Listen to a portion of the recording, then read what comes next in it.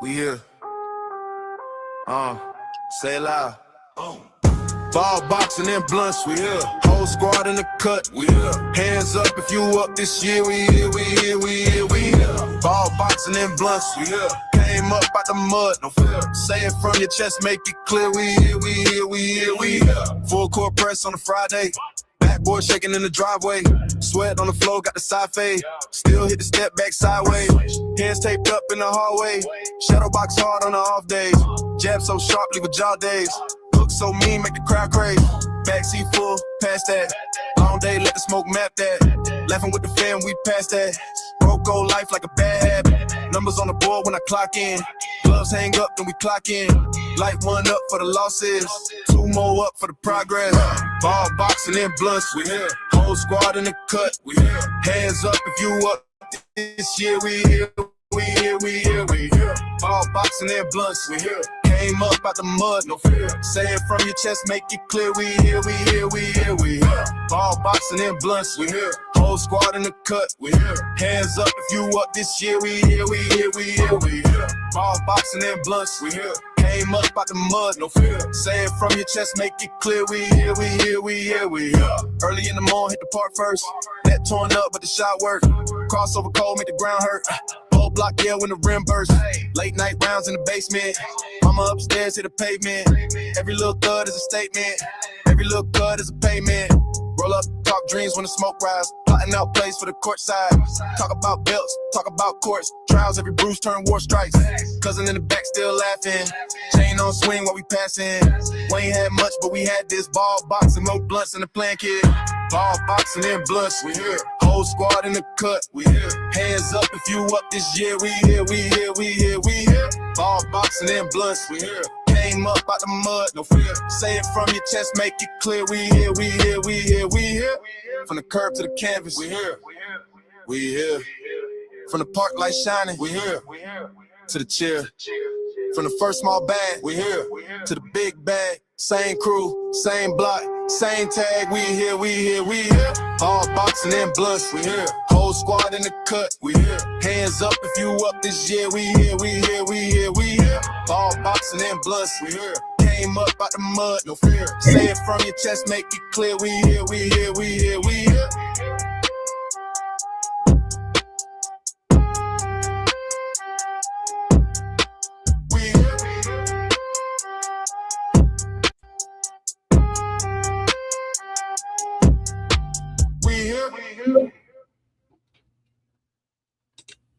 Yeah.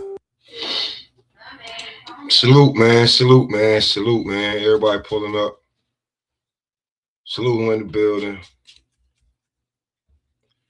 Pretty much, whether you get it here or somewhere else in the next hour, hour and a half, it's gonna be a whole lot of this damn Shakur shit. Be a whole lot of this Shakurian shit. It's gonna be a whole lot of this Shakur not. This is why I said a long time ago, Shakur need to shut the fuck up, right? Because boxers say one thing and do another. We've been, and everybody knows this shit. They say one thing, do another. But the shit that he doing is it's anyway, he knows what he wants. I haven't watched all the damn interviews and shit, right? But saying that he was on Stephen A. Smith and he want this and he want that. There's a I don't know the full details, right? And the shit sound far-fetched and far away, right? But if he did, like going back down to 135, Shock spinning 100 clips real quick.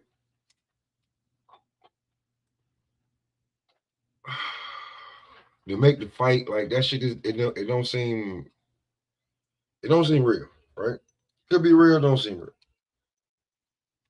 I ain't gonna say it don't seem real, but it just don't seem like it's gonna be too. Ain't nobody gonna be rushing to do it.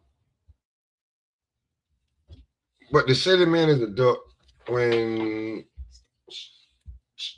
because you got the whole world saying you got the whole world calling him a duck. I'm not the biggest Shakur fan, but I don't think Oshaki is in his sights right now. O'Shaquie definitely has Shakur in his sights. That is a definite. On the Is What It Is podcast, he was saying he wanted that smoke. He been saying he wanted that smoke for a while.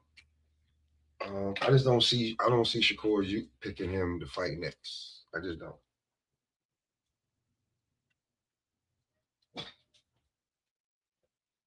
Number of reasons, but I just don't see him fighting Shaq next. I think ain't no thinking. He wants big money fights. He wants recognition. He wants to be a shot caller. So I just don't see him just making that fight happen. I really don't. Jesus Christ. What's this? Let me see.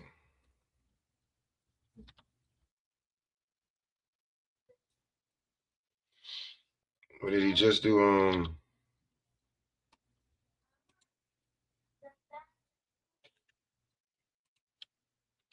I don't know how long ago. I just seen this shit. But did he have Shakur Stevenson on? Stephen A. Smith just had him on.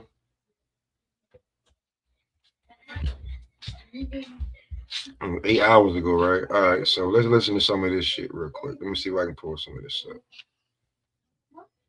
Oh, it's the whole shit. So hold on. Let's see. We can pull this up. We can listen to the audio, not the video. I don't need Stephen A. pulling my damn shit.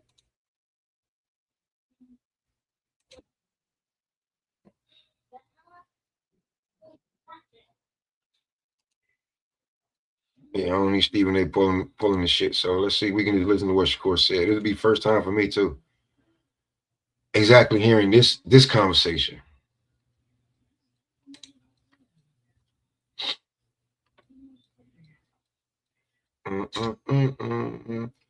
Oh yeah, Dana. Oh yeah, Oscar did the clapback Thursday today, so I gotta check that out too. I'm not so, I'm sorry, unapologetic. I'm not trying to talk about him, unlike anyone else. But knowing y'all will probably make me. This is the Stephen A. Smith Show. Welcome to hour number 2 of the Stephen A. Smith Show, here with you over the airways of Sirius XM Mad Dog Sports Radio. 888 Mad Dog 6 is always the number to call up. That's 888-623-3646. Anybody that knows me knows I love my boxing. All right, I'm a fan of the sport. Anytime I get an opportunity to promote the sport, I'm going to take advantage of it. And I really, really appreciate when cats show up, particularly for big fights, and show their brilliance. I don't like choke artists. I don't like people who are leaving the moment arrives and then you can't find them, okay? I like cats that show you who they are. And my next guest is clearly one of those people, especially after what we just saw. He's a 4-division world champion with a 25-0 record, 11 KOs, known for his elite defensive prowess, exceptional ring IQ, and precise counterpunching. A 2016 Olympic silver medalist. He's regarded as one of boxing's premier artists. I'm glad to sit down with the one and only Shakur Stevenson. As my assistant Samantha say, Brick City stand up. Am I supposed to say that to start the story? Shakur, am I supposed to say that? Yeah, you're supposed to say Brick that. City stand up. Brick City stand up. Congratulations, man. Congratulations. First of all, what did it mean to win this fight against Teofimo in the fashion that you won the fight? Honestly, it meant everything to me. I put my heart, my soul into my training camp. I worked extra hard to make sure on fight night I was well prepared. So, I did everything that I was supposed to do, and it meant the world to me. Like, that was the biggest moment of my life, and I capitalized on the moment. And like you said, I stepped up, and that's who I am. Teofimo Lopez, how did that fight come about? Did you ask? I remember I saw your boy Terrence Crawford, who you know I got love for, mad love for him. But I saw him basically clamoring for Teofimo to give you that shot or whatever. It was something that you wanted? Was it something that Teofimo was avoiding? How did it all come to be? I'm a true competitor. So I watched him in Times Square, New York, when he fought against Arnold Barboza under that Times Square card. Yep. I thought he was the best fighter on the card that night. And he looked good. He shined. And when I seen him, I'm like, oh, I like the way he fight. And I wanted to see how his style matched up with my style. And I asked the guys to higher up, can we make the fight happen? I will move up to his weight class. And we did that. And actually, me and Tio got on the phone before the fight, and we came together and we made it happen. So it wasn't one of those things where you had to spend years chasing him and he was avoiding you or anything like that? Nah, I think he had a lot of animosity on his hands for years from jealousy, but Right. nah, it wasn't like it was just we really wasn't even thinking about each other, but I got to the point where I wanted the best to fight the best, and I wanted to make the fight happen. Why would he be jealous of you? You said animosity and stuff like Yeah. that. Where'd that come from? What's good, Fi?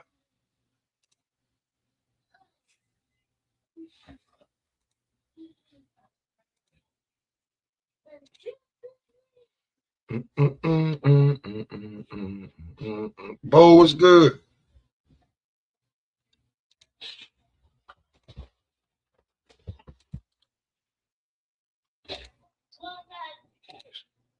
Hey, T, let me see where T at.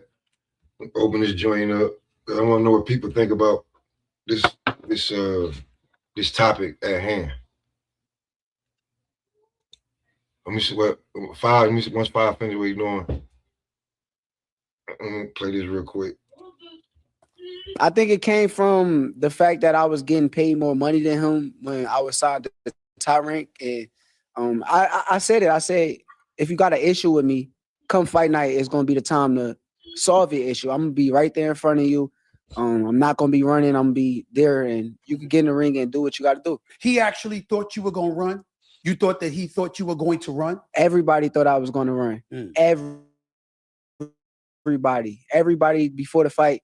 Oh, he better. What's good, Bo? You on mute? What's good, man? What's good with you? Same old, man. Little boxing talk. Man. The shit from last night, now it's a topic.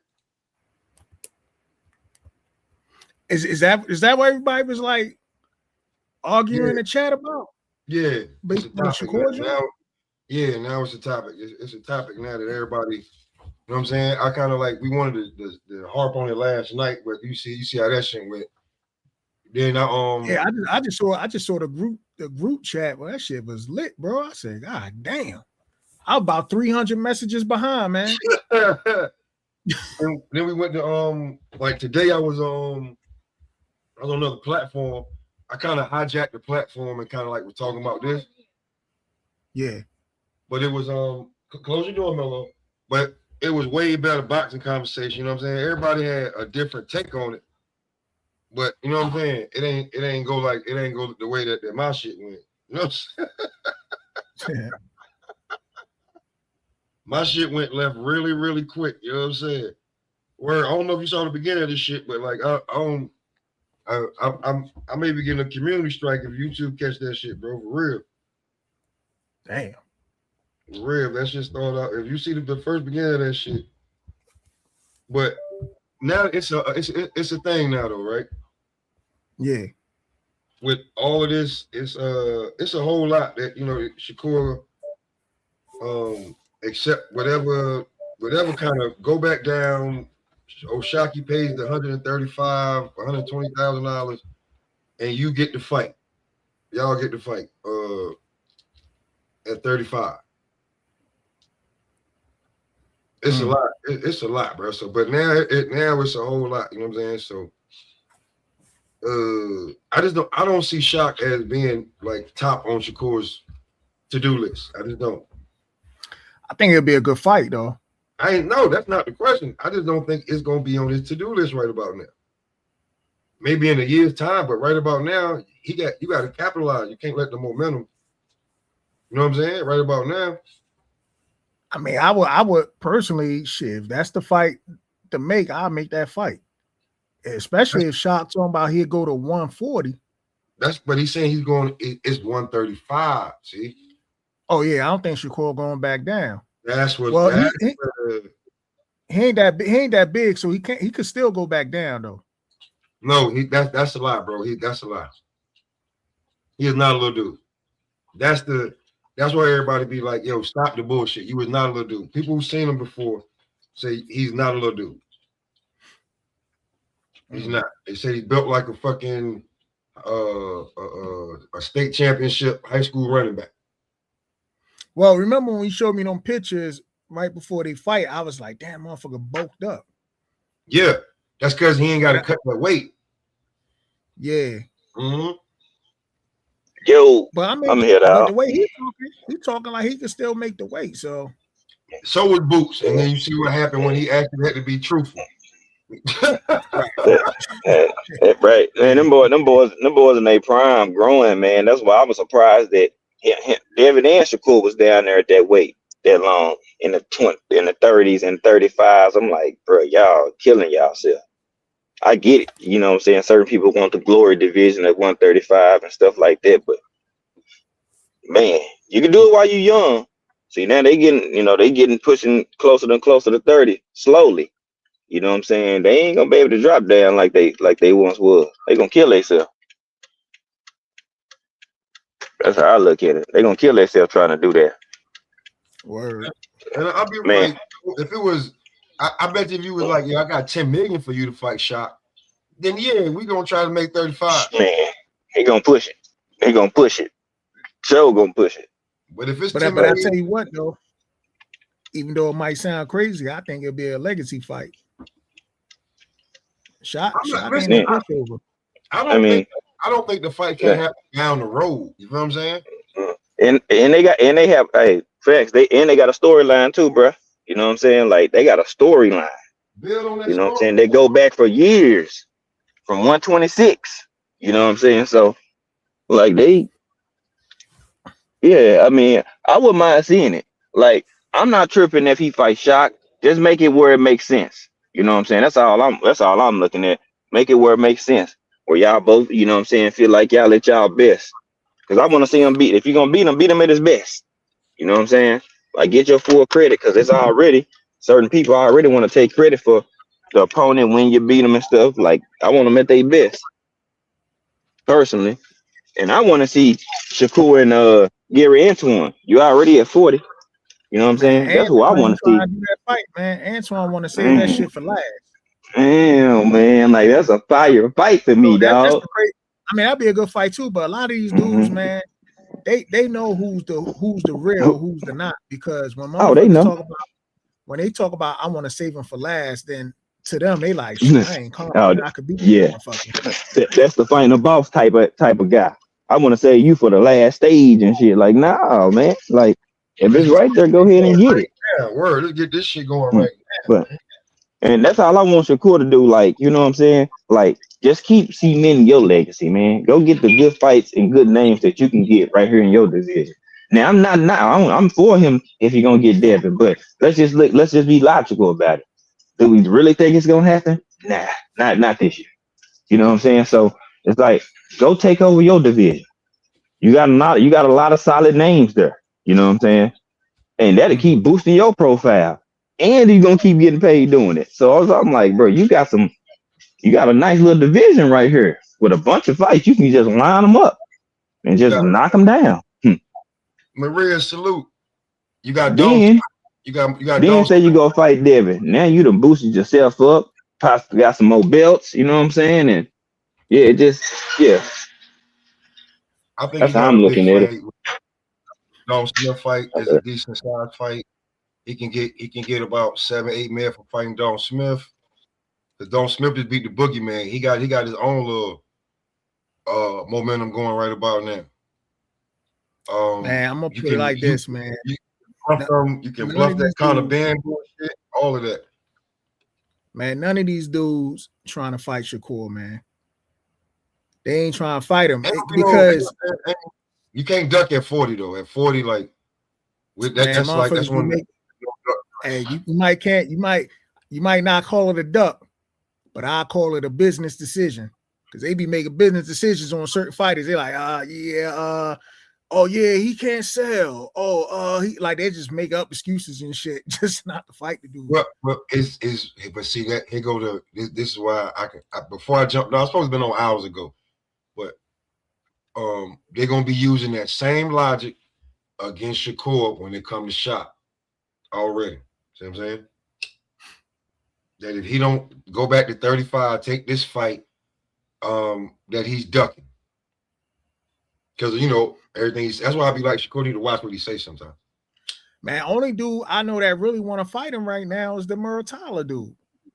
He the only dude that really want to fight Shakur. Oshaki is willing to pay. Like that's where. Oh yeah, Shocky too. Yeah, Shocky too. Yeah. But I'm Shot saying willing Merle to pay. Tyler, Merle Tyler said he'll go to 140 and fight Shakur. I gotta respect that. Yeah, but like clear, like I'm looking at it right now, right? I'm at Shakur Stevenson. In his division, in his section body, we know he's not fighting Keyshawn. He'll dust off Vargas. He'll ruin his career early. That ain't gonna. He not ready. You got Don Smith. He wanted Isaac Cruz. That'll be like a, you know, you were supposed to go to Ruth Chris, but you went to a regular steakhouse. I wouldn't even fight that. Let me say it. Oh, my bad. Yeah, I'm just throwing out these names now. For Shakur, not everybody else. For Shakur, we know he's not gonna fight Martin. So Bril Matias, I mean, if Shakur dusts him off, he could use that name. You got Gary Antoine, but he got his fight with Hiroka. Let's see what happened this weekend. Frank Martin with Nahir Albright. Let's see how that go. Africa versus Duarte. You see how that goes. So in the division, literally, if he waits till after Saturday, he's got at least 5-6 players he can run down on. Then you go to 47. You can wait. He can try and catch that Ryan fight. I don't think he's gonna be able to 44. You can push for you. I mean, Shakur. I mean, you said Keyshawn going up there. So if you're not getting the Caliban or the winner of Barrios, which I don't even know how you're gonna do that because you got a problem with WBC. Yeah, man. I don't know, bro. Like, but I think I know a dude he could fight, man. I know a dude who he could fight. Might not be a big name, but it'll be a test. Oh, Napoleon? Sandor Martin. Didn't you just hear me say he's not gonna fight Sandor Martin? Oh, he ain't gonna fight Sandor? He looking for big money fight right now. He looking for okay, you know what I'm saying? The last fight got him 8-10. He's not gonna go back down to like 3, 4, and 5. He's not. He's not looking for that. Man, you know how boxing works, man. Ain't none of these dudes a big money fight. You know what's the big money fight, man? Is the motherfucking like a Ryan Garcia is a big money fight. That Conor Benn will be a big money fight over there. Yeah, Conor Benn will be a big money fight. Those the names he called. You see what I'm saying? And if he ain't calling them, he want one of the belts up there. Yeah, but that's what I'm saying. Like, or maybe to be honest, I can't say more. Get him around $8 million. If he fight Dalton Smith, Turk will pay for that. He could get some bread on. He's not gonna get no. He's not gonna get the bread he want for Oshaki. He not. That's not even a fight that Oshaki gonna have to make that fight. And I say give him a year, and he'll make that fight into something that we would want to see. It'll be like undeniable. But right now, that ain't what Core looking for. Shock need maybe 1 or 2 more performances to keep the eye on him. Be truthfully honest with you. Just real. They're in 2 different places in their career. You know what I'm saying? Remember when I was using this term, Bud. I said Bud just started working with Rocket Fuel. Everybody talking about who he gonna fight before the Canelo shit. I said, man, he going for that Canelo fight. He trying to get that money. Because once you get that Errol Spence money, now you're looking around like, yo, how I'm gonna keep this up? What but one dude to keep that up? You know what I'm saying? Bro, so once they both hit about that 25-30, and he knew he got it, and it's documented. Yeah. Oh yeah, nigga, y'all gonna have to give me at least 20. You feel me? Yeah. Like my baseline went up, and I'm glad for him. You know what I'm saying? Like I'm cool with that. You know why? Because he earned this shit. You know what I'm saying? Like whether they like it or not. Turkey had his back though. Yeah. Yeah. And he made sure. He told Turkey, "You pay me, I got you, my nigga. I'm stopping some shit." And like he did just that. Yeah, you know what I'm saying? You pay me, I'm winning, bro. Fat Joe coined this phrase: "Yesterday's price is not today's price." Man, and then I'm like, and I'm not mad about it. Video about this, you know, that shit Canelo did with Versace a couple of weeks ago. I'm gonna put that shit out, man, because I'm gonna put it like this, man. Crawford gave everybody else their biggest payday. Doesn't matter if he was the A side or the B side. All of his opponents got the biggest payday fighting that dude. See, that's what I'm talking about. Turk will be willing to pay Shakur if it's a worthy opponent, a good dance partner. And right about now, I don't know if Turk think it's gonna be worth to give that bread to, like, yo, I'll fight you for, I'll pay you 8 for Dalton Smith. You can get in there with Conor Benn. If Ryan win this fight, yeah, I got high 7 to 8 figures for you. If not, we're gonna have to talk about something if you fight anybody else. You know what I'm saying? Unless you're unifying, in the division, we gotta like to bring a guy up and you go back down. Like, come on, man, that's gonna be crazy. For nothing, I mean, the WBC belt. Now think about it. What kind of story is gonna be made if you go back to 35? They give you the belt back because Shot paid for it. Like, what kind of shit they gonna say then? Shit, he got beef with the WBC as it is now. So yeah. Hey, I heard, bro. I heard you say something about my boy Muratalla. Yeah, that nigga said he was trying to get Shakur at 135. You know what I'm saying? He said I go up to 40. He sure did. He been trying to fight. You know what I'm saying? I respect it. You know what I'm saying? I've been following him since he got started. And I was like, hey man, Robert Garcia and them got one over there. You know what I'm saying? Nice little boxer puncher. Nice. And I'm like, y'all, he tough. Like if he get clipped, he know how to bounce back. I done seen him do it and then turn around and start your nigga. You know what I'm saying? I said, nah. He battle tested like crazy. Yo, you know the crazy part now, I'm gonna put it like this. I'm a big Keyshawn Davis fan, but I gotta keep it a buck. Burr Tyler and that team been calling Keyshawn out. I don't hear him talking about him though. Before Keyshawn ever won a title, they was calling that dude out. And they was like, we want that smoke.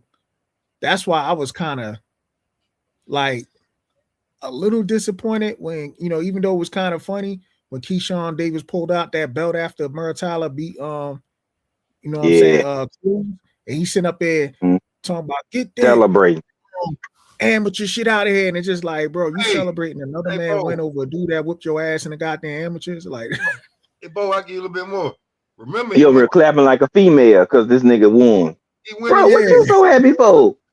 Bro, he beat you multiple times. Y'all forgot no. Locker room and gave him that and beat his ass. I said, bro, this shit crazy. I was like, bro, ain't no way. Me just as a man, like me and Bo, he beat me 3 times in the amateurs. Bro, we can go make millions to fight in the pros. Bro, we gonna fight. What you mean? Come on, bro. I gotta run that back. You know what I'm saying? Like, I gotta have that. Like, and I can go make millions off of it. Come on, bro. Hell no. And then he used the business decision excuse on Cruz. He was like, I'm gonna save him for last, so we could build up the fight. I'm like, bro, ain't nothing to build up, man. Man, it'll never happen now because man, y'all ain't gotta build it up. Y'all shit is a full course meal. It's at the dinner table. Y'all just gotta take a seat. Right. Y'all food been ready. That table been set. Like, bro, he beat you multiple times in the amateurs, bro. Like, you should want that, man. I don't get it. I don't get it, man. Man, don't make me pull up how Snoop and Kevin Hart was clowning him. It's a viral moment. That shit was funny. It's a viral moment. You know what I'm saying?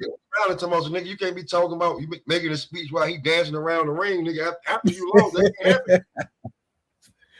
That shit was hilarious. And like I said, man, I had to keep it a buck. And I'm a big Keyshawn fan, man, but I gotta keep it a buck. Man. Like, bro, like you supposed to been fight that dude, man. I remember before Cruz went pro, he was like, man, I'll whoop his ass as soon as he go pro. We could fight right now. As soon as Cruz go pro. That motherfucker Keyshawn, bro, he making business decisions, man. I said, oh, man, bro, like, why? And Keyshawn, I respect his talent. I wasn't the biggest Keyshawn fan at first. But what I did have to respect is that I kept seeing him get better. See what I'm saying? And I'm not going to deny it. I'm like, Now I seen some holes in the game. You know, about 5-6 fights ago, I said, bro, he closing them joints. I could see him. I can see it. Punch placement, just a lot of shit. Is defense is sharp. I said, nah, homie is getting better. He nice. Like he real nice now. I said, Yeah, and I can see it. I said, you don't have to like his mouth, but even if you don't like his personality, don't shortchange him on what you see though. You know what I'm saying? Like I hate when people do that. Like, nah, respect the man game. If he can fight, he can fight. And I seen him get better and better and better. Now he look damn good. You know what I'm saying? Now it's just about just gaining more experience. You know what I'm saying? And then he could be more of a problem. I think that experience that Devin had, I give him hell. You know what I'm saying? Like you can fight, but that experience come in handy. Boy, I don't think he did. I don't think he there yet to fight Devin. I think he need a couple more fights. I think he there, man. I think he there. That's just me. I don't think he there. I think it's a couple. I think he need to fight another boxer or two, like that's real polished up, just for extra. You know what I'm saying? Better, even more looks for himself, personally. That's my opinion. I think he got the dog. He got a skill set that he can go in there and compete and possibly win the fight. But I feel like he just needs to get handle a few more boxes. You know what I'm saying? And then go fight him because it'll help him in that fight. You know, that's just me personally. But man, go get But if they make that contract, if they get that paperwork and it's signed, sealed, delivered, shit, I'm all for it. Let me see that shit. Yeah. Just because I feel like you need a few more fights with boxers, don't mean I don't still want to see it right now, goddamn. Because I ain't stopping you, young boy. You got nuts. Watch it. I definitely watch it. Go ahead. You know what I'm saying? Like I ain't, and that's where I'm at. Now, win, lose, or draw, I'm still gonna support him. Like, what's up? No, bounce back. Let me see where your heart at. You lose, let me see what you made of. And see how you bounce back. That's the same thing with Shakur too, though. Like Devin got to wait because Devin, like his waiting process is the same way. Ain't no need to rush. I don't think them two ever gonna fight though. I'm not talking about them fighting each other. I'm talking about like Dev don't need to be rushing for no fight. He don't need to sign the first thing that come across his damn desk. He don't. You could possibly get a Xander fight. You could possibly get the Ryan fight or Barrio. You could, I'm saying, you could end up with you could get the Keyshawn, Lewis Crocker. Like Dev got some options to be truly honest. With. Man, from a boxing standpoint, like it's gonna be hard to beat Dev or Shakur. I ain't gonna lie, you're gonna have to bring both lunch pairs, both hard hats. It's gonna be hard to beat them dudes. And now they're getting more and more comfortable. I say, oh yeah. Next fight Shakur have at 140, he gonna be real comfortable.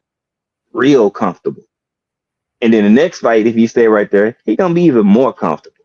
Like that's the shit that fighter with skill and he comfortable at the weight. That's dangerous. It's dangerous. It's dangerous. Talk about fighting Earl Spence, man. This nigga, they don't give a damn. That's where the money at. That's where the money at, man. Hey, Five.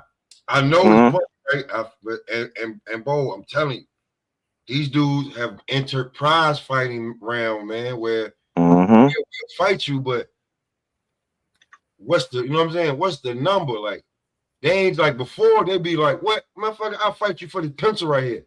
But now, come on, man. There's too many business decisions going on. Yeah, man. Everybody gonna be making and I'm just like, hey, you know what I'm saying? I have everybody's not Bud Crawford, brother. You see what I'm saying? Yeah, y'all don't have that elite level of timing and where you done studied the fighter and you know what's going on.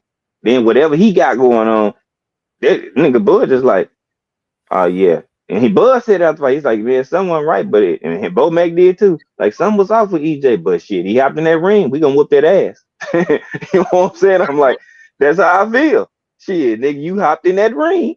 Shit, bro, you ain't getting no excuses. But everybody's not Terrence. No. I'm like, Terrence the only person that can do that like that. Y'all can't do that to him. I said he's different. He was one of them ones. Yeah, people might not want to say it, but he's a motherfucker. He is. So I'm like, y'all, just because Bud did it, Bud said it too. Like, hey, everybody can't do what I did to Earl. Just because I did it don't mean y'all gonna be able to do it. And I'm like, he telling y'all what he know. I think y'all might want to listen to him. I want to listen to him. You know what I'm saying? He know what he talking about. He's like, I was the only one that was gonna do that. I'm like, shit. To be honest, I think before the fight happened, I think the PBC knew that shit was gonna happen too. That's why he was like, nah, man, we can't have Bud get to this motherfucker, bro. We gonna say this nigga on the other side of the street. Man, now see, Al really wanted him to be over there with him, so he could hold all the chips. Even if he was over there with him, I still think he was gonna marinate it, and he'll be in control of it. Yeah, because guess what? That would have been a way. That'd have been a way of them controlling Bud to keep him away from Earl. I mean, they're gonna keep him away, but just like he was over there really. He was in over one of that power over top rank. You know what I'm saying? So he would have kept all the belts, all the popular fighters, all under his umbrella. Bob Arum was lucky that Bud kept ringing up. He got blessed. Because if Bud left, it would have been over there. The PBC is good for. Sometimes the PBC been good for not making certain fights. You know what I'm saying? Especially if they feel as though like somebody like Earl Spence was kind of like one of their money makers. They weren't gonna make that fight. Even if Bud was over there, I don't think they would have made that fight. No, they would have turned. No, what they would have done was they would have turned Bud into a money maker sooner, even more. See, I don't know. Let me tell you why. The reason I say that, he wanted Danny Garcia, he wanted Keith Thurman and all them other fighters. See, he could have fought all of them on the PBC, and it would have all stayed in-house. Remember, people was complaining about what? He ain't fought nobody. Just say he would have knocked off everybody that was right there, and then they led it up to the Earl fight, and they all fought him. See, then Bud probably would have been even a bigger draw by then, because he would have. Or you can't say about his resume, he already knocked off all the names that y'all said was somebody at 47, and it would have really been done. That's why. That's how I kind of look at it. You know what I'm saying? I don't think it wouldn't matter because he comes from Omaha. That's not a huge market. You gotta think you selling somebody on a huge market. No matter how good you are, no matter how many asses you beat, if you come from a small market, they ain't marketing your ass. Not like that. Wait. I'm gonna tell you why. I'm gonna tell you why I can see why they're gonna market him. He come from that Midwest, that group of fighting style. Who on the PBC come from that same Midwest, that small ass market style that call himself the GOAT. Just telling you. Just telling you. If he was over there with Floyd, bro, it would have been a different. I'm gonna tell you why. And if he would have got promoted like EJ, even him being from Nebraska, his promotion team would have pushed it. I'm gonna tell you why it's different. Floyd Mayweather was a gold medalist. I mean, not gold medalist, an Olympian. He's a bronze medalist, Olympian. His father was also a boxer. His uncle, both of his uncles were a boxer. He already had skin in the game even before he stepped foot in the pro rings. And you got to think, coming from Michigan, that's one of the when you come out of Michigan, as far as they think about Crunk Gym. States that's like big on, you know what I'm saying, boxing. So he's coming from a big market over there. Coming out of Omaha, Nebraska, it was not a big market, bro. It was not a big market coming out of. No, I'm saying look at but it's fighters known coming from Detroit. Wasn't nobody really known coming from Omaha. Bud really put this shit on that. So they look at him like, who the fuck is this kid? You know. But if he would have been promoted, because he would have got the same promotion Earl got. I don't see it because Dallas is a big ass market. It don't. It's not. Look, man. Only thing they gotta do once he get promoted, bro, he gonna be everywhere. They gonna put them on doing just like they did, and they gonna promote them in Dallas too. Yeah, it's people that fuck with him here too. They gonna promote him just as if he was in a big market.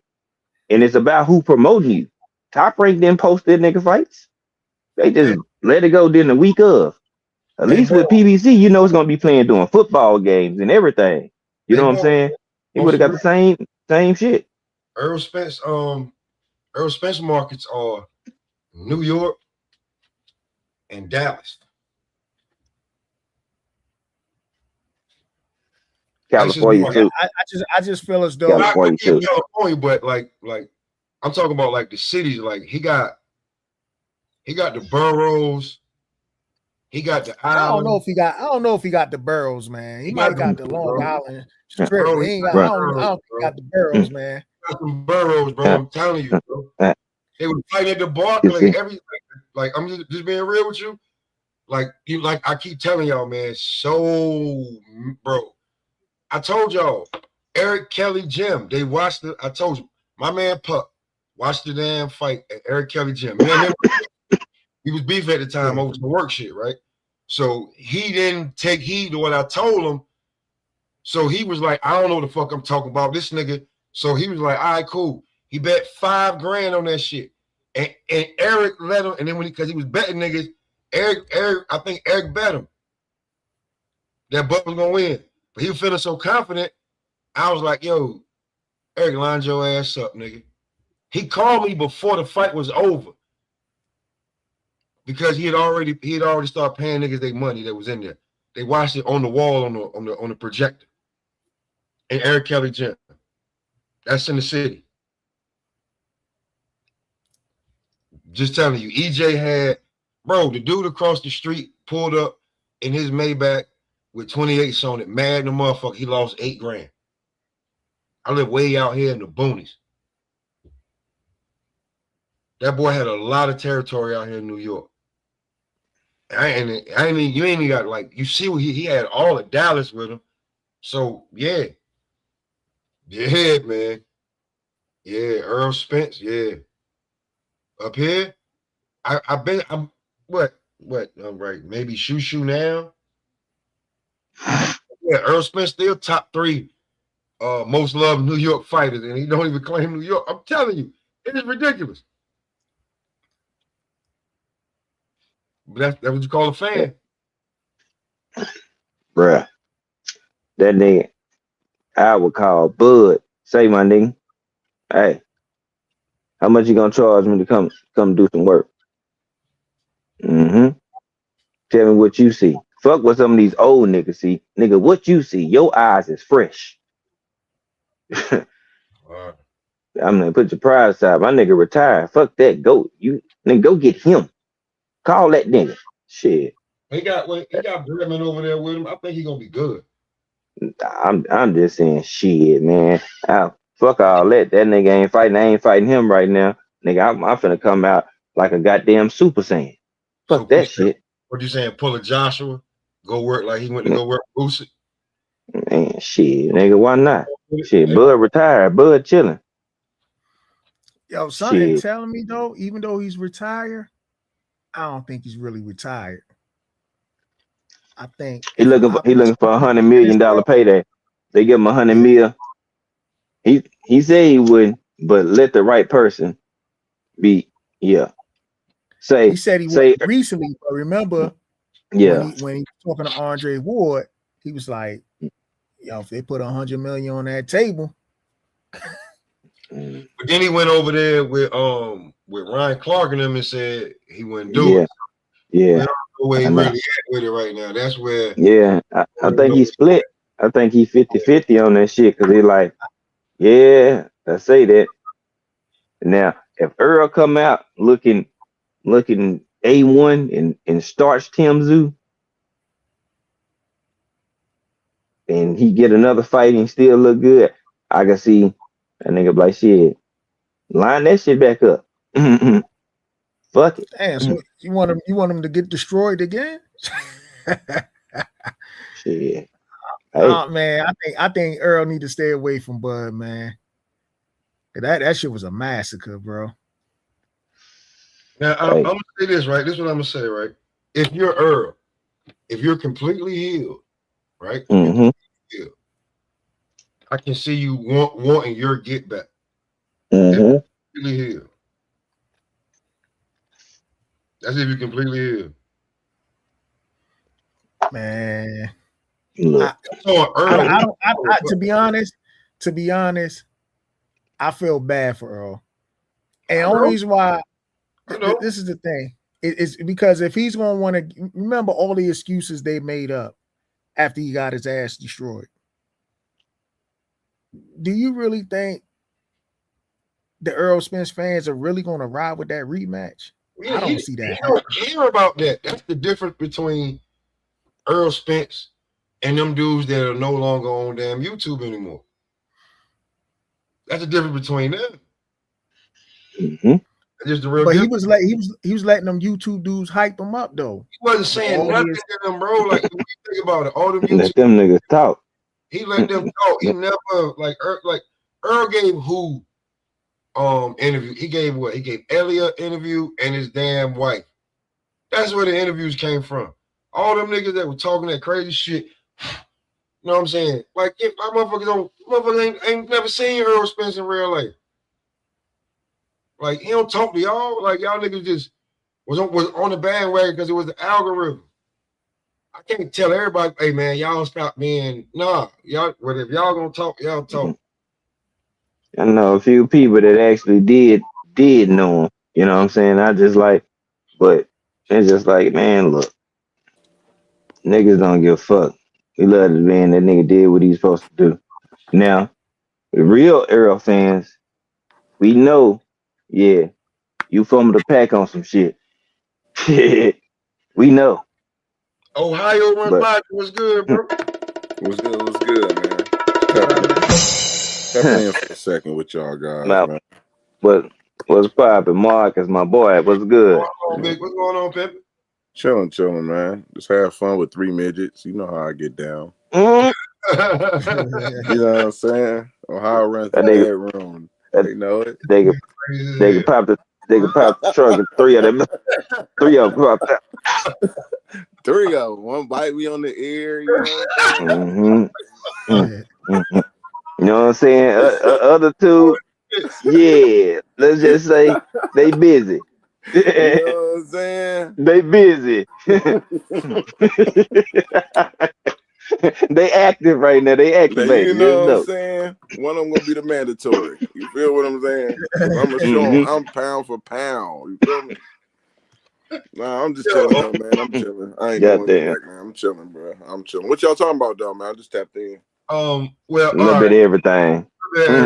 Like if right about now, if you look around, everybody that started their lives up. I jumped on probably 30, 45 minutes before everybody keep talking. Everybody content gonna be on this Shakur shit about the Oshaki shit. What he said? Huh? What was said? I'm lost. All right. So allegedly, apparently, Oshaki is willing to pay the $120,000 for Shakur to keep his belt if he give him the fight at 35. But is Shakur going back to 35? This is after you strip him.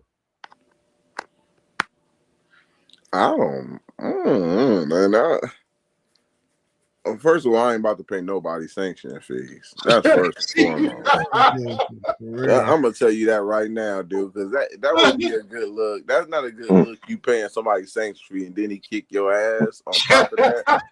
Man, bro, that's a double whammy. That would be one of the biggest dumbest decisions in boxing history, bro.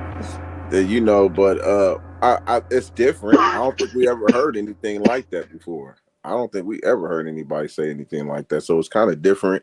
It's headlines, you know what I mean? So that's exactly what, right now. It's ballsy. It's real ballsy. I know literally right now, BVO and Bodywork talking about that shit literally right. Right. I just think, it shouldn't even, to me, to be honest, bro, the blame for all that right now, bro, you got to when you see a guy like Shakur starting to establish, and what I mean by this, when he's starting to establish stardom, or he's starting to get a lot of recognition, he start moving like a Floyd Mayweather, moving like a Canelo. He looking up to 140. He looking back down to one. He can go anywhere he want. You gotta control that with the sanctioning bodies, not strip him. Right? If he got one of my belts, cool. We can be able to mandatory him against one of these fighters, or he will drop the belt. But I don't think the WBC just stripping him was just unnecessary to me. It's like y'all not even helping the sport by just stripping this man because he's moving. That just give him more leeway to do what he want to do anyway. I'm not stripping you. You're right. You know, you helping my brand. Yeah. You actually a good ass fighter. Right. And if I want to see it, and that's why the sanction bodies is getting away from that. They got to get back to it. I give a lot of shout out to the IBF. They all got their pros and cons. Don't get me wrong, but they are set. They're going to set when you up in the rankings. They're going to set the mandatory. They don't care who you is, who you signed to. You got a mandatory. Y'all fighting each other. There's no politics behind it.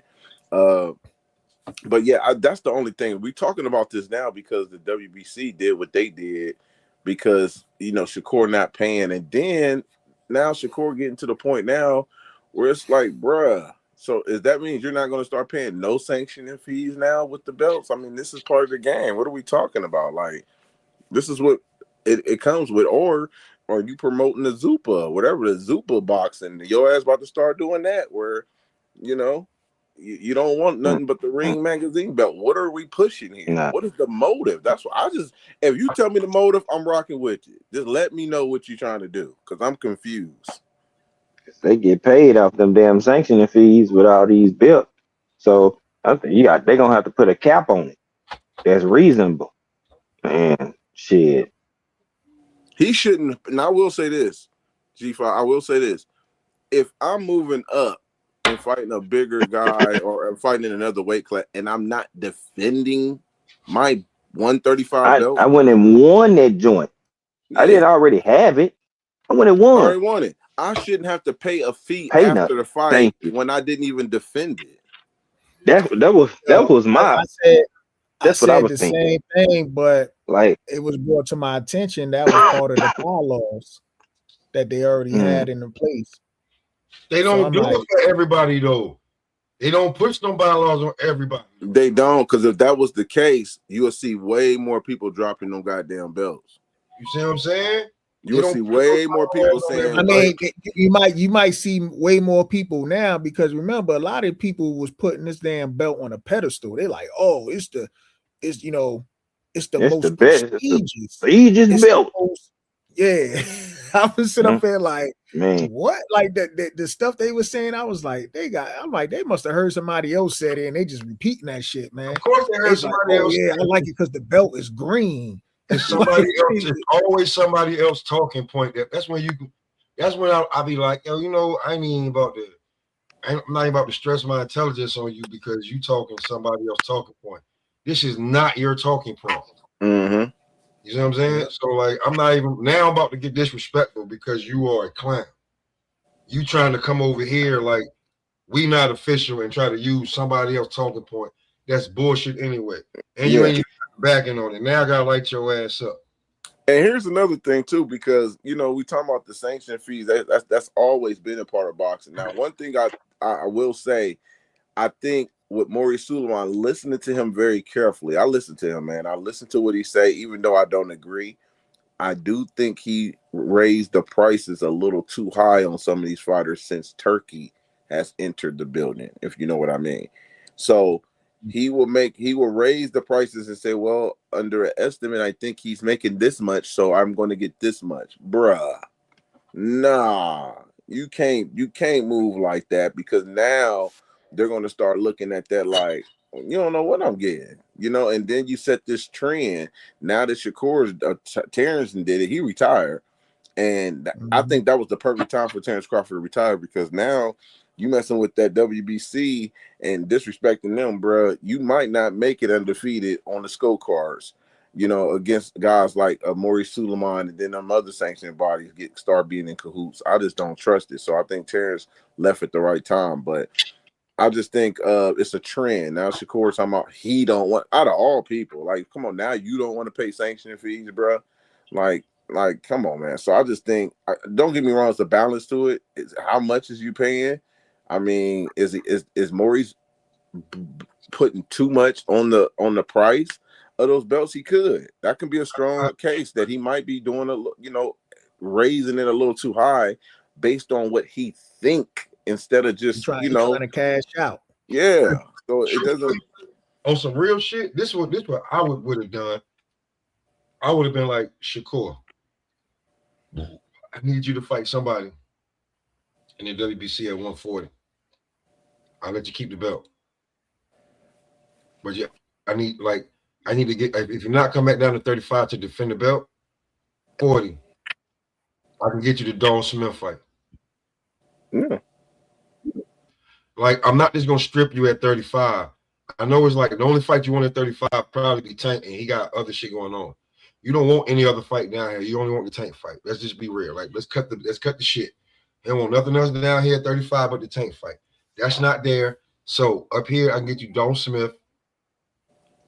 Minimum. I get you Dawn Smith.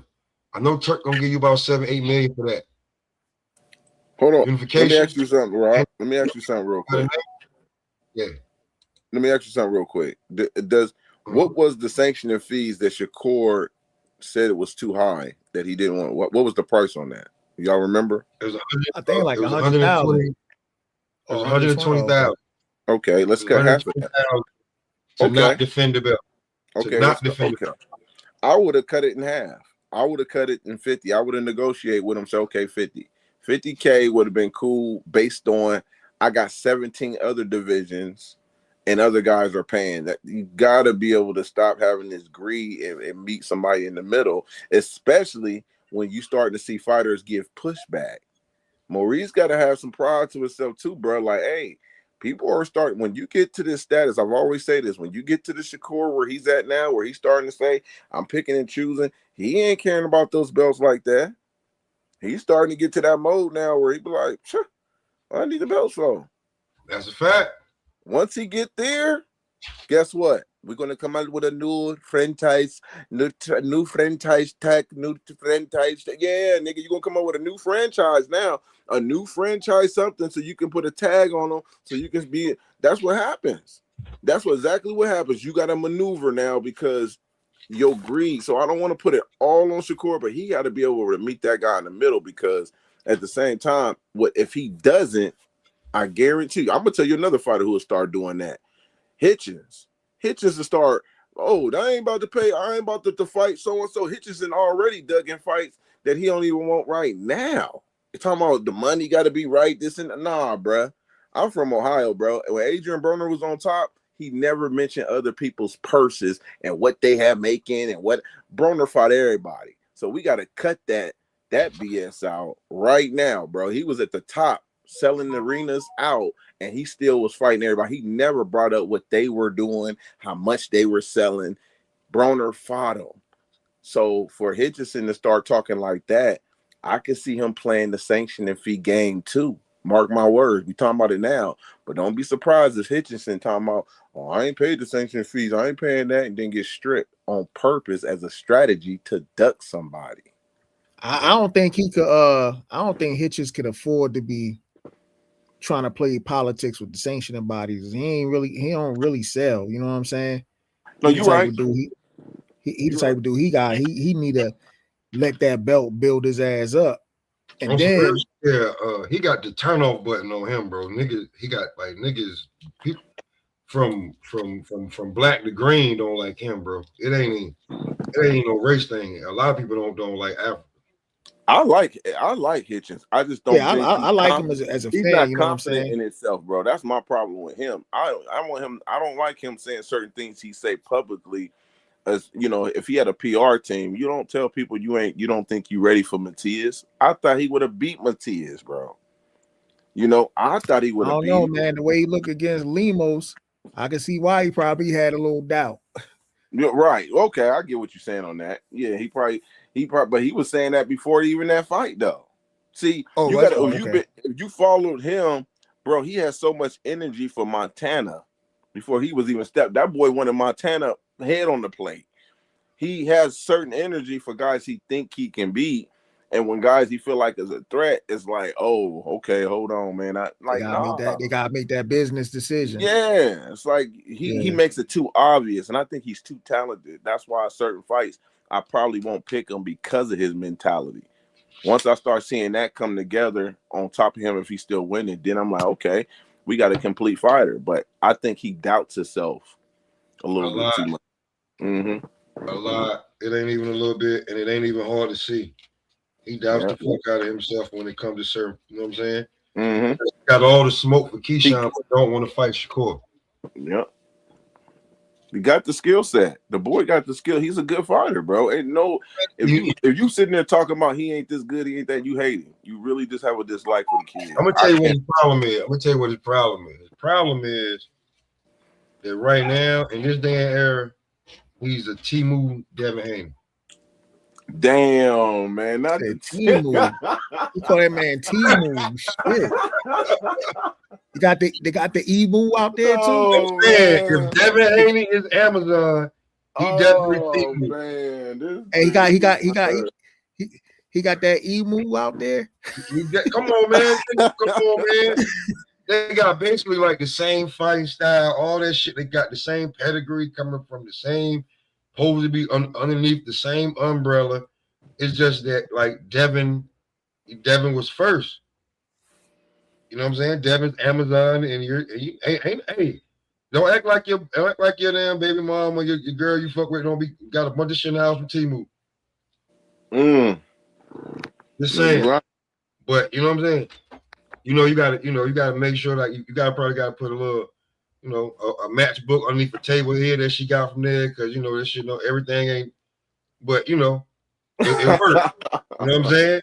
It's just Amazon, and he trying to get Timu to Amazon level. You know what I'm saying? He trying to blow it up, but he pick and choose sometimes. I think like Africa, this Oscar Duarte fight, I'm gonna be real with you.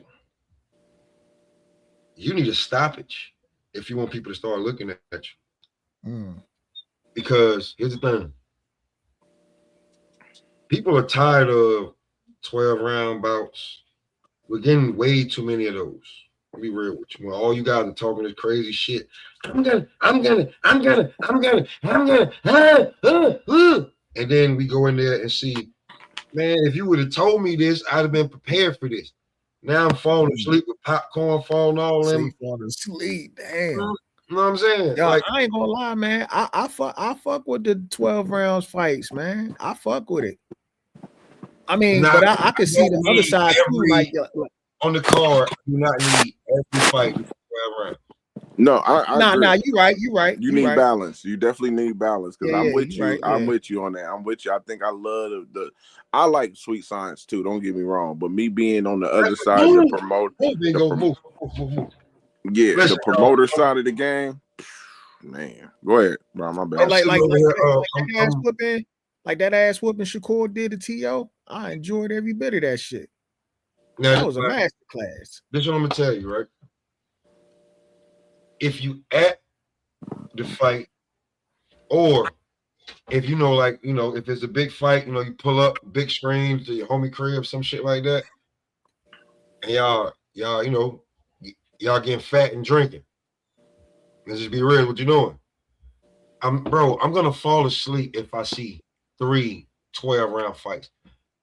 I'm gonna fall asleep, bro.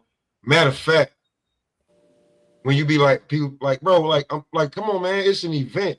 I think it's the average though, Rob. You got to look at it from like the hardcores. We'll watch it. We know what we watching. It's the casuals that watch boxing, but not all the boxing. Like, man, I'm trying to get. You get what I'm saying? Man, y'all niggas better listen. Like, you know what I'm saying? That's why everybody love Tank, because it's like falling in love with the home runs instead of the RBIs. That's a great one. You want to know why? Because the home runs got me home early enough to get some. Them RBIs got me. I'm going to sleep, babe. Hey, Rock. Now I will say this. Now that comes. Now we got to take accountability. That falls on us, right? Because for when I first heard Tio and Shakur was announced, I was one of the only ones saying, I ain't gonna say only one of the only ones. There was a lot of people that were saying it was gonna be a boxing clinic. Okay, there was a lot of people saying that. I was one of them.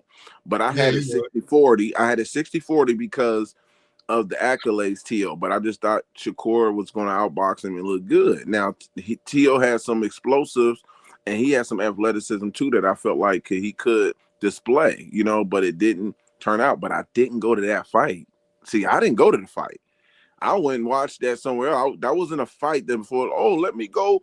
I would have been pissed because the fight is going the way I expected it to go. I'm enjoying it as a hardcore, but at the same time, would I pay to go see that? No, I wouldn't pay that unless I really, really hate Tio. If I got a real passionate hate against that guy, I want to see him get cooked, and he just said a lot of racist shit in that build. That's different. Cool. You know what I mean? I definitely want to see him lose every round. But watching that and then having other people come with you, like having a fight party, a lot of people gonna stop coming to your fight parties if that's the first one you invited them to. You get what I'm saying? Because now a lot of them people don't understand the sweet science of what's going on.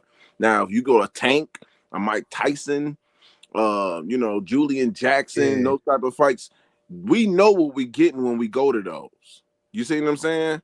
So that's the difference, I think.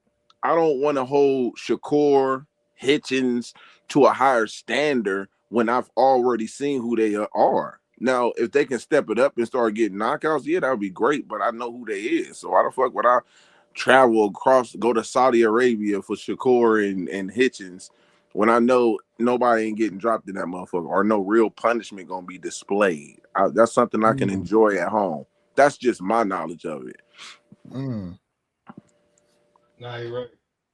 Damn. See, that's what I'm talking about, man. Like, bro, come on, man. If you sipping on Hennessy and all, man, and it's a whole lot of damn standing around getting set and all that. And got your damn girl over there, and she, man, listen, bro. Hey, listen, y'all. I'm gonna catch up on this later. I'm about to get up out of here. And but here's the thing: you want them to enjoy it too, man. When you have a fight party, I always ask this question. This is why I ask people questions. If you want to invite somebody to watch boxing for the first time, what fight would you introduce them to if you wanted to capture them to becoming boxing fans? I think this is a great question. Wifey fight was Floyd Mayweather, Miguel Cotto. Okay. So I brought her in on something, you know what I'm saying? Because she was like, why you always going to Talk's house? Then she saw that we watched the environment, and then when it popped off, you know what I'm saying? We had our spot right there, and we was like sitting right, because we had it down there in the basement. No, but truthfully honest with you, this is how I know like fighters are different from Floyd Mayweather. We would have the youngins would be downstairs, and the old heads that used to be youngins would be upstairs. They ordering the damn 60-foot Subway joints, mad, you know what I'm saying? Mad KFC, mad pizza, you know what I'm saying? Shit this all around. Wings, you know what I'm saying? We had to go outside and smoke, but that's what we used to do during Floyd fights. You feel what I'm saying? Like, yo, hey man, $5 to get in the house. If you want a seat, $10. Word bet. Well, I got 20 for you right now, and it's dime bag, because me and wifey want to sit right here, because this is our first fight. Good. Hey, VIP didn't cost me but $30 right there. But that's for a Floyd fight. You feel what I'm saying? Now, like niggas ain't go. Nigga, you watching that shit at the house with your foot up. You know what I'm saying? Probably drinking a beer or eating some chips or some shit. You ain't going nowhere no more like that. Yeah. You used to get dressed for an event. So if you actually get dressed and go to this event, and you suited and booted, and you looking at her and she's smelling all good, she looking at you, like she gonna eat you up. Like, man, hey, I ain't got all this goddamn time for this. Hey, man, get this nigga out of here. Yeah, I think that we gotta pick the fights though. We gotta be matchmakers where we know exciting fights before they even take place. I remember, I'm gonna give you an example of a fight that I felt like it was gonna be explosive when I first heard it. Ruslan Provorkinov and Lucas Matias. See, when you hear those two names, you know what you getting. Bombs in the pocket. Right. You know what I'm going there, baby. I guarantee you, baby, we're going to enjoy this because fighters' DNA, they is who they are. They can come out trying to box a little bit here and there, but they're going to go right back to who they originally are. And those are two guys who bang in the pocket. Those are just two guys who bang in the pockets. But boxing is balanced, man. I always say this. You need the slick boxers. You need the knockout artists. You need the brawlers here and there that can brawl and mix it up. You need it all, but you just got to know how to match make. And sometimes that can be tough, man. But fighters got to fight. They got to go against all those different styles too. But as a promoter, co-promoter, I done been on the end, man. I done seen how the crowd reacts when you got 6 rounders that goes the distance, and then another fight comes and go to. I'm looking at the fans' reaction. It's not always about me. I'm excited. I'm gonna enjoy it, but if you ain't got the fans tuning in, you know what I'm saying? That's really locked in. You're gonna have a problem. You got to have some type of entertainment. For me, like I said, I don't mind the distance, but it depends on how it goes the distance. Now, if it's going the distance and people, you know what I'm saying, trying to run away at the final seconds of each round, then that should get like whacked to me. Or if there's no action the whole round until the final seconds and they want to shoe shine, then that should get boring after a while because there's a pattern to that.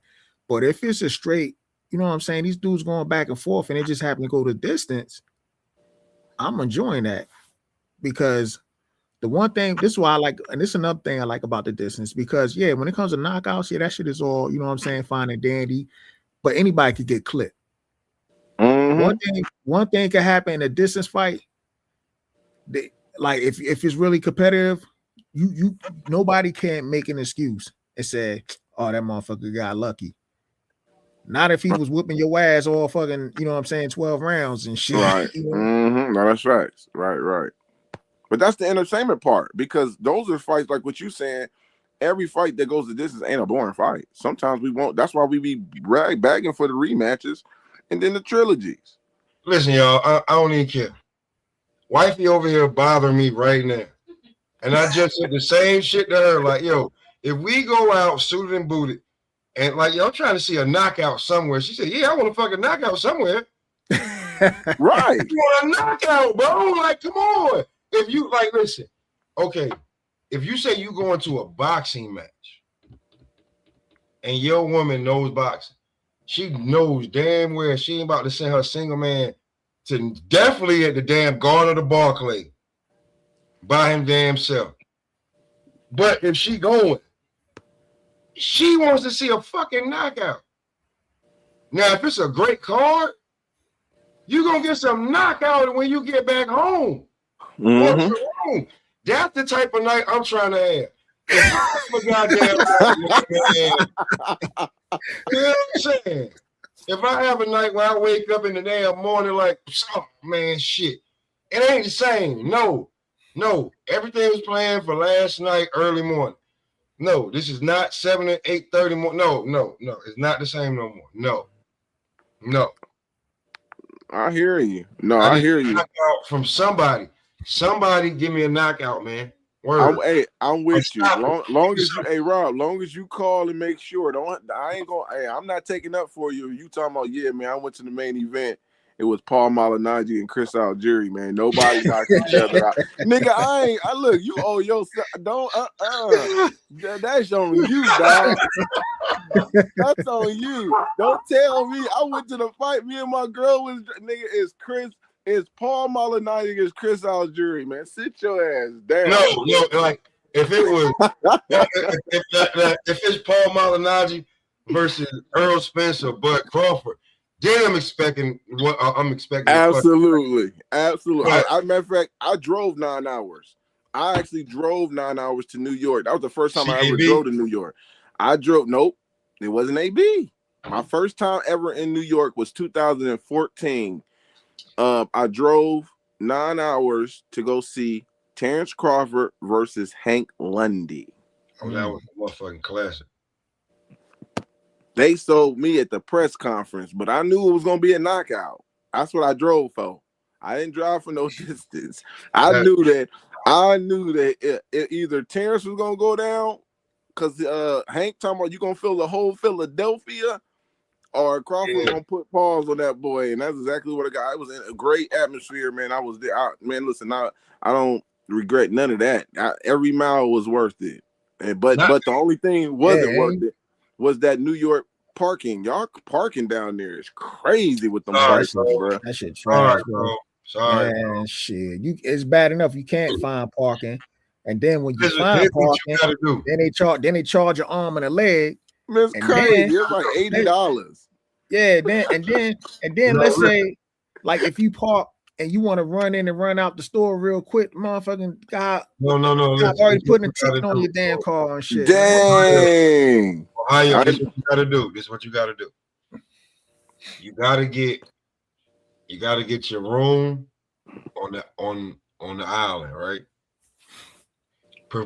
Preferably somewhere nice in Nassau. Then what you do is you drive to the nearest train station. You park your car there. As long as you are as long as you bought a ticket and got on the train, your car ain't nothing gonna happen to your car. You're gonna be gone max 5-6 hours.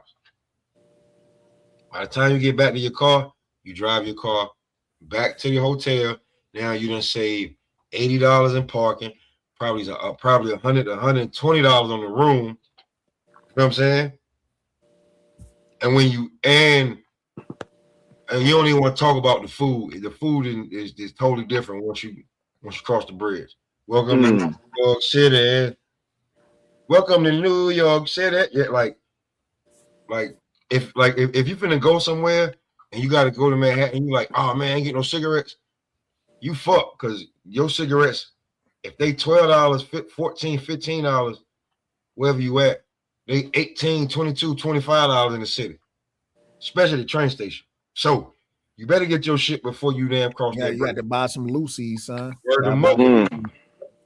Word them up. And hey, Bo, that's like, listen, unless you like got yourself on a routine like me, man, those Lucy's $1.25 now. See, I didn't even know what Lucy's was. I went to New York. I thought that was cat. I asked the chick, and she took me in the store. I thought I was buying some cat. I'm like, no, I don't want no cigarette. I don't even smoke. I just remember as a kid, you know what I'm saying, my aunts and uncles and shit, they were like, yo, get a Lucy real quick. No, I only hear people in New York call them Lucy. That's a New York thing, bro. So yeah. But no, I didn't know that. I'm glad you gave me the tip on that. But I fly to New York now. I don't even drive. So I always take my it was an hour and 20-minute flight, if that. Even if you fly, get your room on the island. Nah, he get a Airbnb. I was in Queens before too. What island? What are you talking about? What island? Get it on Long Island. Long Island. You go in the city, do the Airbnb. You know, all them they cleaning up all that gentrification they doing. They gentrifying a whole bunch of shit and making money on Airbnbs now. I don't trust no Airbnb. Get you a room on Long Island. Get you a room on Long Island, nigga. Get you a room on Long Island. It's gonna be like $80 a night for a nice business joint. You know what I'm saying? You know what I'm saying? Word them up, because I already know you're gonna book it ahead of time.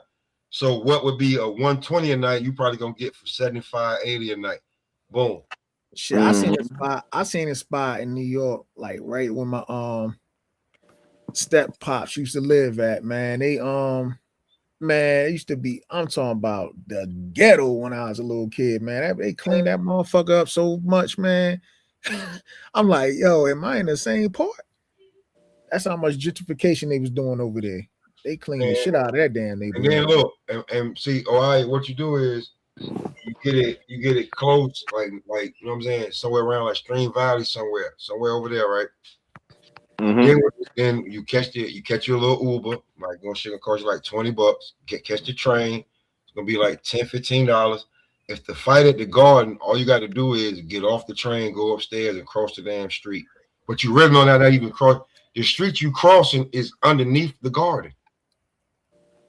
So all you're doing is, you know what I'm saying, walking up there and going there. Now the Barclays, you take a different train, you go there, you like it's the same shit. And then you leave, right? You not stuck trying to get your parking, trying to get out, trying to drive here. You trying to drive in the listen, the city that never sleeps on a damn a multiple event night. You liable to get robbed, shot, shoot somebody, fight somebody because the road rage of like, man, I can't believe I'm stuck in this shit at goddamn 2:30 in the morning. Why is it not moving? Yeah, no, I'm not doing that.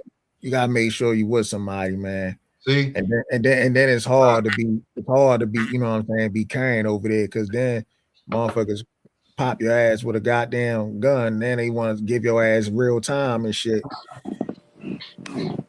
So that's why you get your room on the island somewhere, hop on the train, go on, you know what I'm saying? I hear you. That's how you do it over there when you go to fight New York. Word. Cause like I said, like Ohio, I went to this fight. You remember this?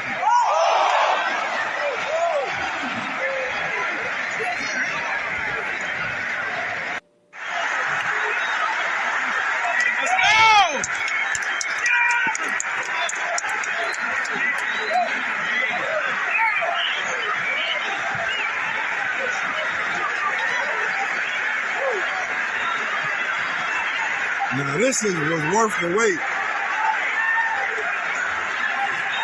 He might be done. He don't want to fight no fucking more. Yo, get him out of here.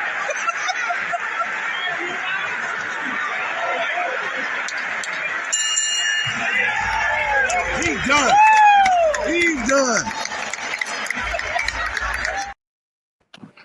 Yep, that's a good entertaining one right there. He was pounding on that boy. And luckily, I got to see Jared fight, because when after Xander dropped the guy he fought, and then after that, he couldn't do nothing. Like, you know how your legs get so antsy that you got to get up and walk around? Mm-hmm. I started walking around the Garden and looking at the Patrick Ewing posters and shit like that. Oh, man. He still had the Patrick going up there? Yeah. Damn. The shit like that, you know what I'm saying? Like the old shits, and then like the kind of new joints.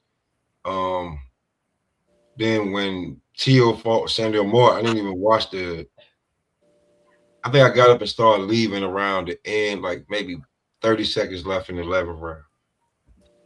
By the time I got to the street, everybody was like, that's crazy, Tio won.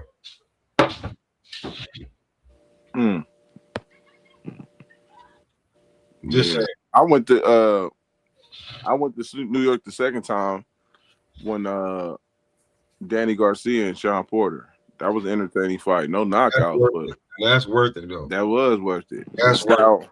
Absolutely. Now, Tio Sandor Martin, the best fight there. It was some good fights there, trust me. Mm-hmm. Best one there was Jared showed out that night. Real talk. Now, you know what? Now I'm hearing now. Did you hear today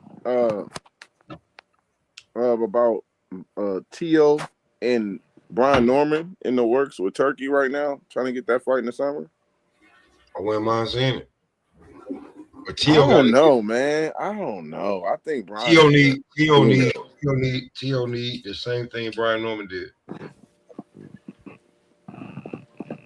You think Tio need to? What Tio got to do? It's time. I think Tio can definitely fight whoever he wants still. I don't think his status. He didn't lose his status. I don't think he lost his status. I think Brian Norman got to build his confidence back, because him going on 2 losses back to back after Devin, and I don't see Brian beating no Tio, but it's still a good fight. I get it. It's still a good fight. I don't know, man. I just feel like, damn, give him a confidence booster. Somebody in the top 10 on 147. You ain't getting that with Turk. Ain't no tune-ups, and it's definitely time for T.O. to move on from Senior. It's like we can talk about it. You think so? Man, it's definitely, bro. You don't leave me in my worst moment to be out there doing promos and drinking and talking all this other shit. Talking about, like, no, you don't do that to me. You don't do that to me. I lost everything because of you. Because of y'all, I lost everything. You know what I'm saying? I don't get to see my kid. I like, no, some real shit. I don't get to see my kid. You know what I'm saying? My wife called me a damn mama boy and all this other shit, fam, and all this other shit. Like, now, I just got my ass kicked. You wasn't about to have another baby. You wasn't you wasn't in the back with me. Like, bro, like, remember that scene from the movie The Fighter? When Mark Wahlberg was in the back all by himself and everybody out there, you know what I'm saying? They celebrate because they getting, like, no matter what happened to you, they still getting paid. But what if T.O. wanted to be alone back there? I doubt that he wanted to be alone. Because we only hearing one side of the story. You know what I'm saying? Maybe his pops really went back there and T.O. just like, yo, I just want to be alone right now. Well, cool. We're going to be alone together. I'm about to sit over in the corner and not say a word.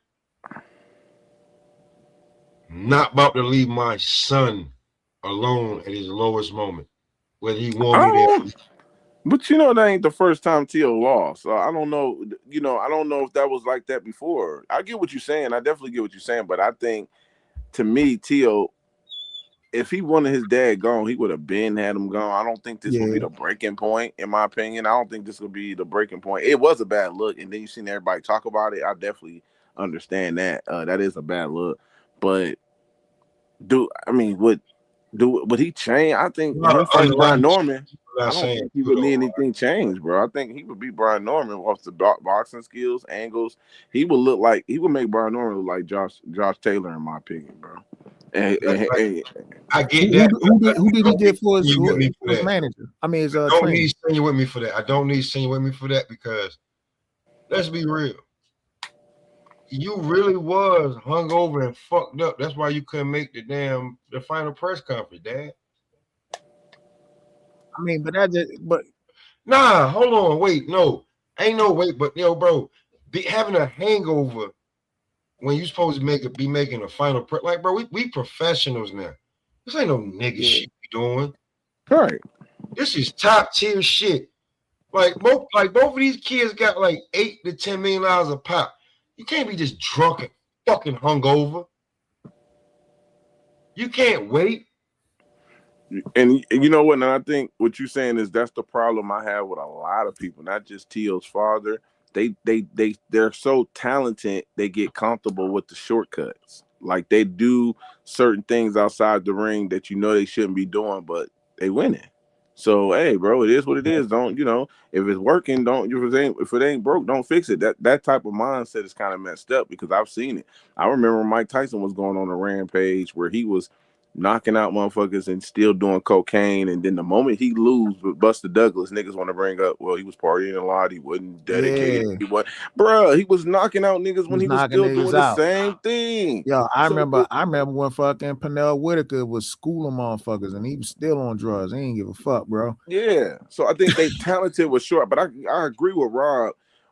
I think sometimes it comes to a halt where you look at everything and be like, okay, it's time to make some changes. It's time to, make some new, because he can still win with his pops. I still think he can win with his pops. Yeah. But sometimes you got to go away and change your identity, especially if you're trying to change. But here's the thing we ain't touching on. What if T.O. is exactly like his father? That's why he don't see nothing wrong with it. But this is what I want to say too, man. I'll be rooting for fighters, fathers who win their lives, man. These fathers put their sons in boxing since they was a little one. They've been going through thick and thin with these kids, and then they bring them to the professional. But all I hear sometimes, you hear people say, yo, get rid of your father, get rid of him. And I'm like, man, I don't like that, man, because his father, you know what I'm saying? They parents got their best interest in these kids' hearts, man. And even let's just say, even if they did get rid of their father, you think really that much is going to change with a new trainer? I don't really see that happening a lot, man. I just think, you know, we got to start giving these fathers a little bit more credit in boxing. It's context, though. I hear what you're saying, but it's context. If you look in at when you hear what Rob is bringing up while he's stating that case, you can't really argue that. Like, it's like you grin. It's like, yeah, I hear what he's saying. Your dad was throwing up. He didn't come to the press. Those are important moments of your career. Oh yeah, I agree with that. I agree with that. Yeah. So I'm with you on that too. Where we so fast to say throw your corner, just throw it all away. Nah, sometimes it's in context. Those are big moments. You got to be there for. You know what I mean? Like you got to be there. You know, on those big stages and those big moments and stuff like that when it comes to that, win or lose. You know what I mean? You find, I always say you find. Go ahead. I don't want to. This is what I was gonna say, right? Like listening to a few different people, right, that are close to him. Yeah. No, it's like at a certain point, bro. Like, I'll be real with you. Not just him, like his family was like, okay, I get it. You one big happy family. But all of y'all can't fucking live with me and my damn wife to be and my damn, but like all of us can't live in this. Like, that's not working right now. I don't want to do it. Now, the fact that the shit that's going on back and forth that cause friction with the wife and the child and all that shit is he let the damn mom and the dad influence way too much. My only thing though. So and that goes in every aspect of his life. So you got this drunk ass nigga talking about some, what are you doing? Where your power at, bro? Where you're gonna hate yourself? Mo, you ain't giving me no direction. You ain't told me shit on why this man whooping my ass right now. But check this out though.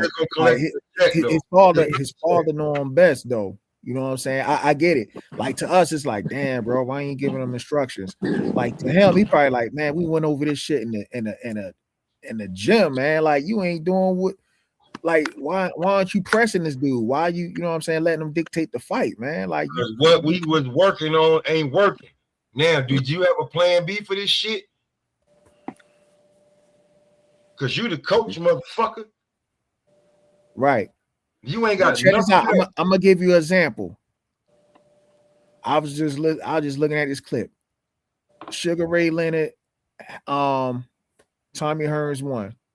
Tommy Hearns was getting in Sugar Ray Leonard's ass, right? He said you're losing it, kid. He said you blowing it, kid. You blowing it. That's all he said. He didn't give him no direction. He just said you blowing it. That motherfucker, a light bulb done turned on in fucking Ray Leonard's head and end up getting a stoppage.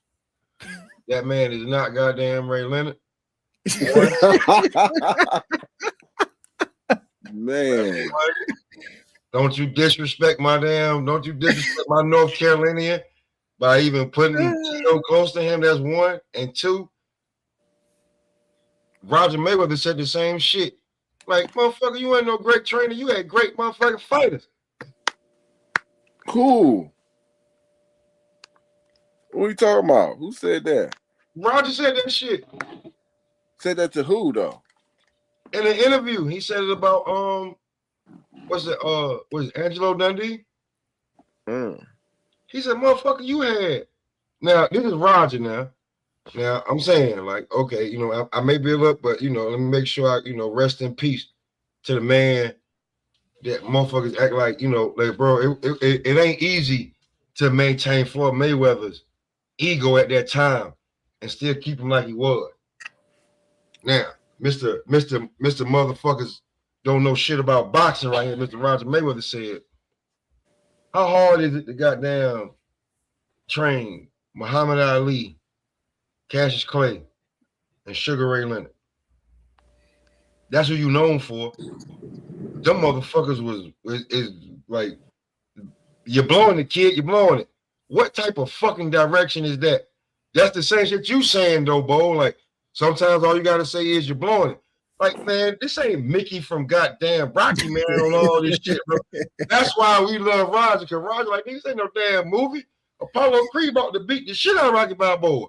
Yo, but to be honest with you, man, to be all fair, what direction was Roger Mayweather giving Floyd? He was like, oh, man, just hit that motherfucker, man. That motherfucker ain't fuck with you. He ain't really giving no directions, man. He just talking shit in the corner. And you know what, too? Like, I really don't like, because when you watch this shit in other frames where you see shit, the shit that they would show on damn like Top Rank or HBO, that's, man, Roger gave mad direction before he said that shit, man. And it make him look like he just saying some old nigga shit. I didn't like that, bro. Trust me, I went back and looked at it. I like, real talk, to put my son to sleep. And this is why I had to stop, because I kept getting calls because he was putting kids in the damn nurse's office. I would put on Floyd Mayweather. I would type in Floyd Mayweather fights in a row. So I'm thinking this little nigga going to sleep. He watching the Tony Pep fight. He watching the Floyd first. He watching the Angel Man Freddy shit. Like, bro, he don't fall asleep till maybe he turned into Money May. And he's autistic.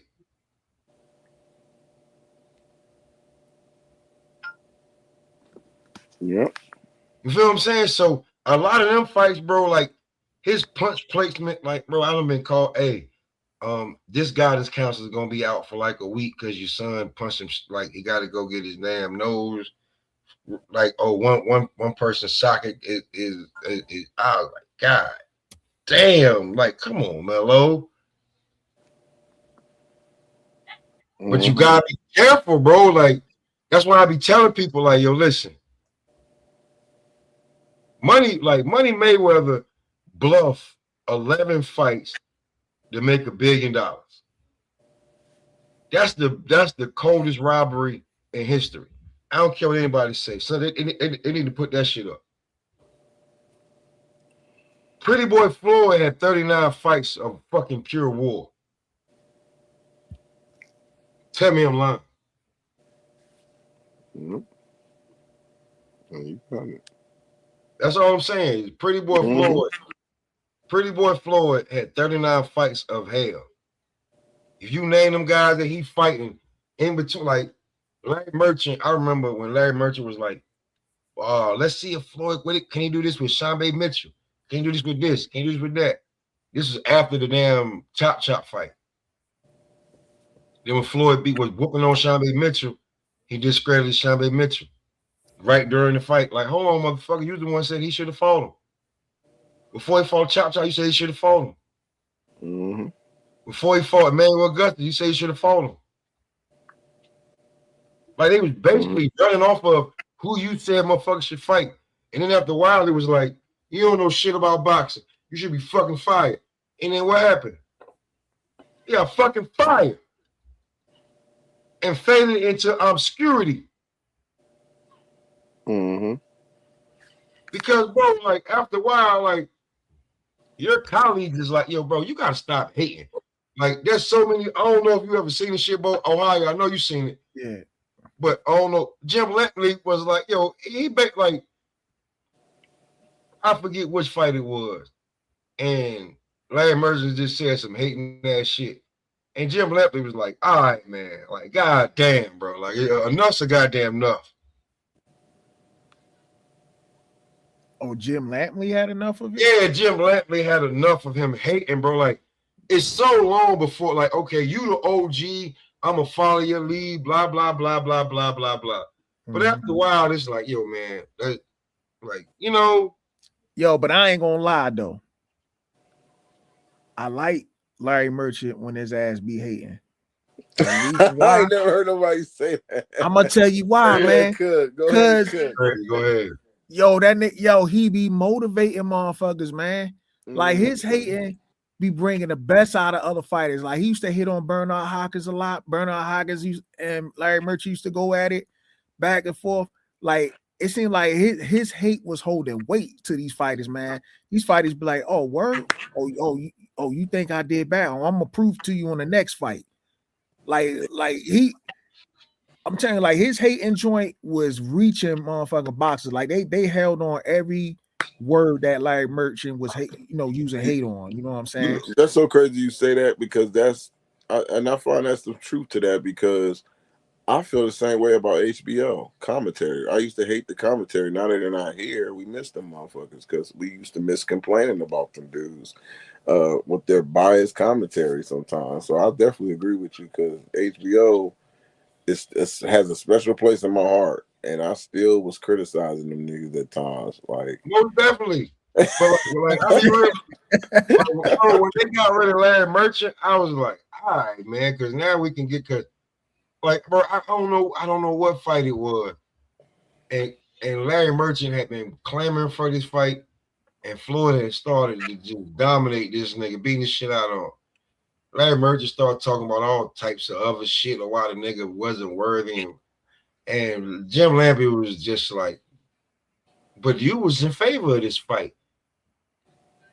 Like, you gotta understand where like the white people talk, that I was just like, oh yeah, Jim Lampley on some shit like right now. Like, yo, bro, hold the fuck up, bro. mm-hmm. You was talking all this shit. Now this motherfucker is surprising us in front of our eyes.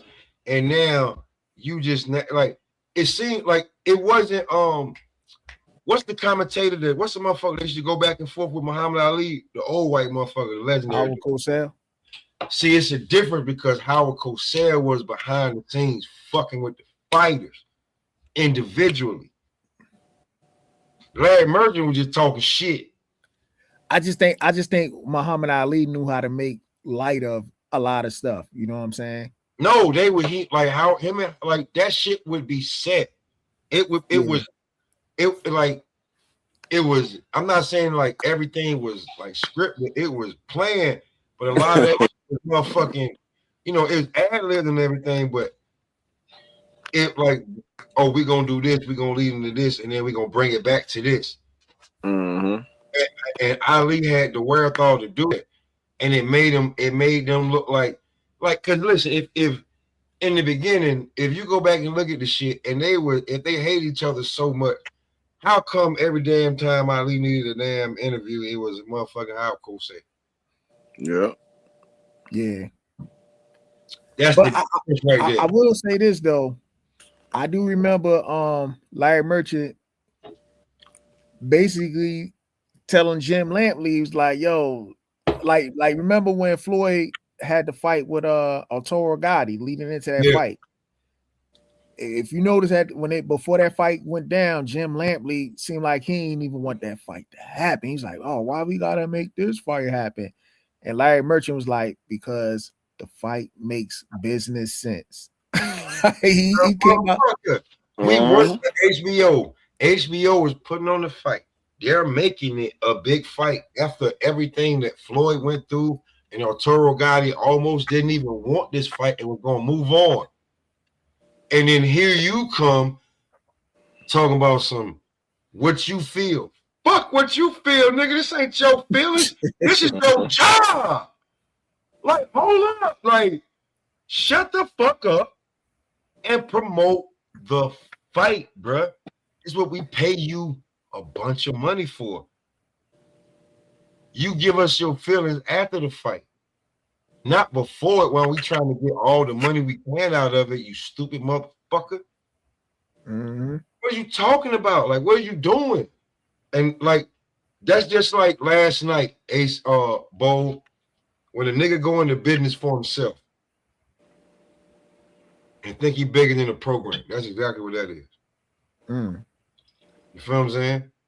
When you think you can just go into business for yourself, when you just talking logical boxing, and then you so motherfucking emotional and passionate about it that you lose your damn head and shit go so far left.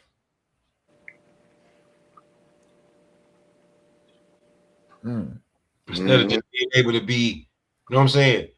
Like, and even then, like, you know what I'm saying?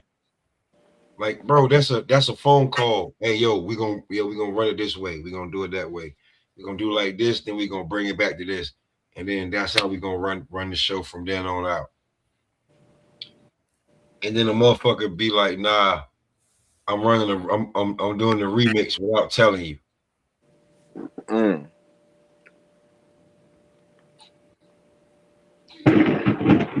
Let me ask y'all something, man. This is a sports page. To when they talk about two friendly in boxing, do you think the NBA took on that same identity where there are people they're too friendly? There's no real rivalries. I think that's where boxing got it from. I didn't look at it like that. Wasn't no damn friends in basketball back in the day, man. Like all this friendly shit, the jersey up and all. Like I get it, y'all. Like niggas play the AAU together and all that. But and we come from a damn place where like this hooping shit. Like yo, bro, bro, I'm gonna hang out with you later on the break or some shit. You know what I'm saying? If I'm injured, you know what I'm saying? Some shit pop like.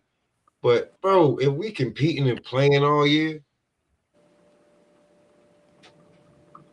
hey motherfucking bro, I see you after the game. If I'm that locked in and if I'm that cold, when you pull up to my city, everything on me. Yep. I expect vice versa. If it's like that, you know what I'm saying? But it's so nonchalant, man. It's so nonchalant, man. And man, I'm with you because I just don't see the beef that beef that stir up that make us want to watch it, man. It's no different than boxing when you see two guys that's too friendly. They got respect. They don't talk junk. It's like I'm not eager to watch this fight, man. Like you gonna punch him and then, oh man, did I hurt you? My bad. Like well, like let's be real, right? Let's be real. A draft ago, like not too long drafts ago, right? You had two guards come out. One guard has revitalized the entire city and his team. The other guy been traded twice.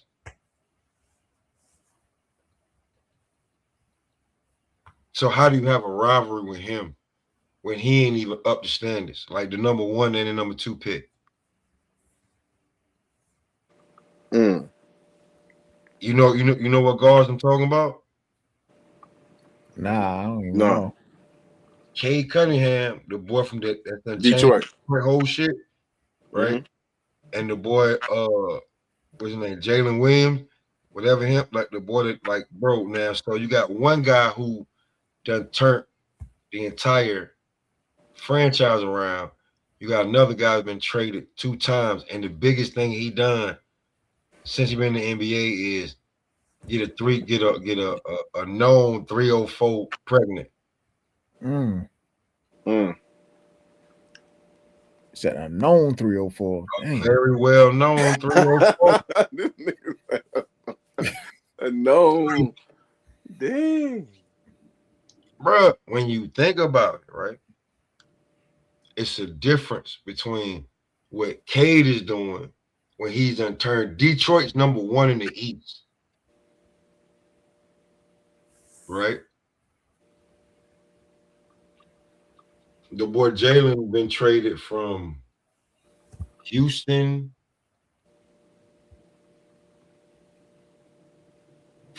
First he got demoted because he wasn't showing up like you the number 2 pick. So you're not even doing what you like. It's other people doing the shit like that you should have been doing. And like I don't even know where he at right now.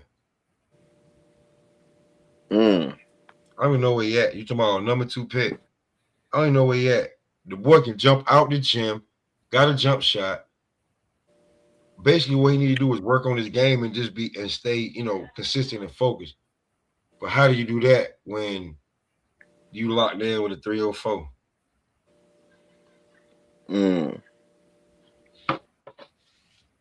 Yes, you know what? That's one thing too for sure.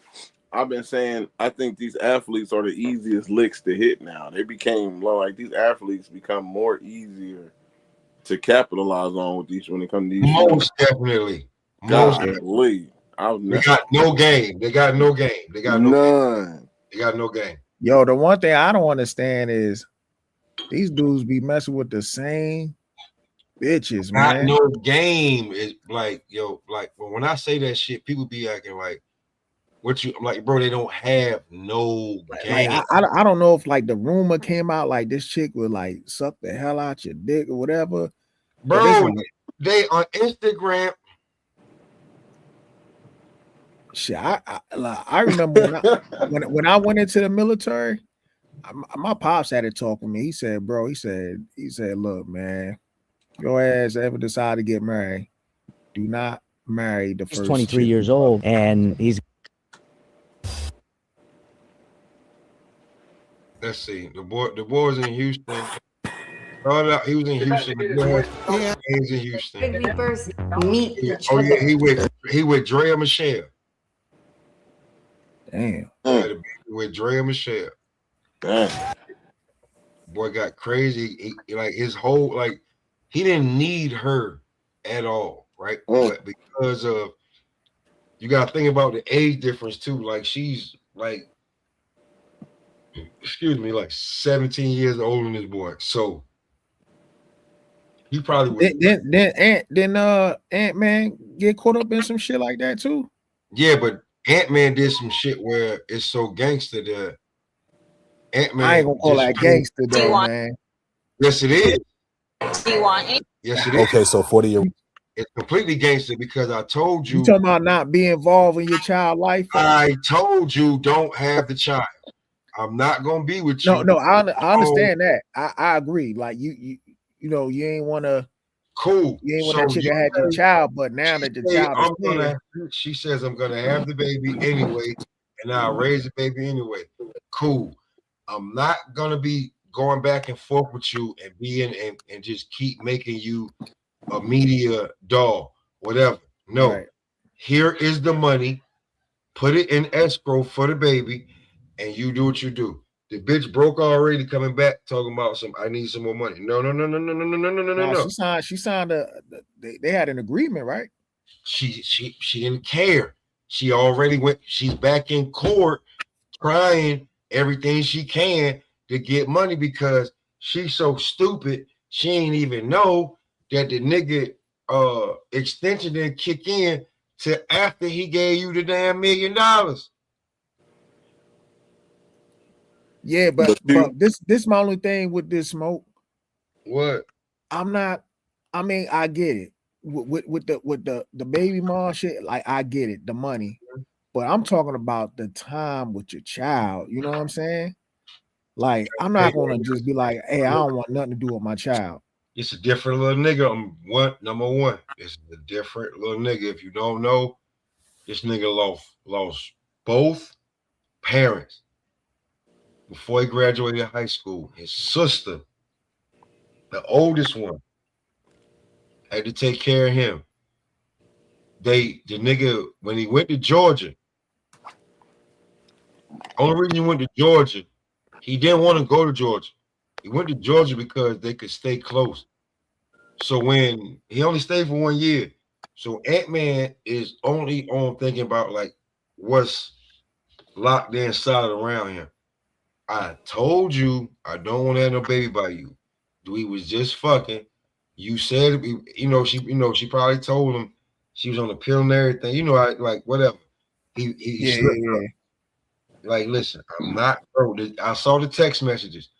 She saw him. The judge saw him.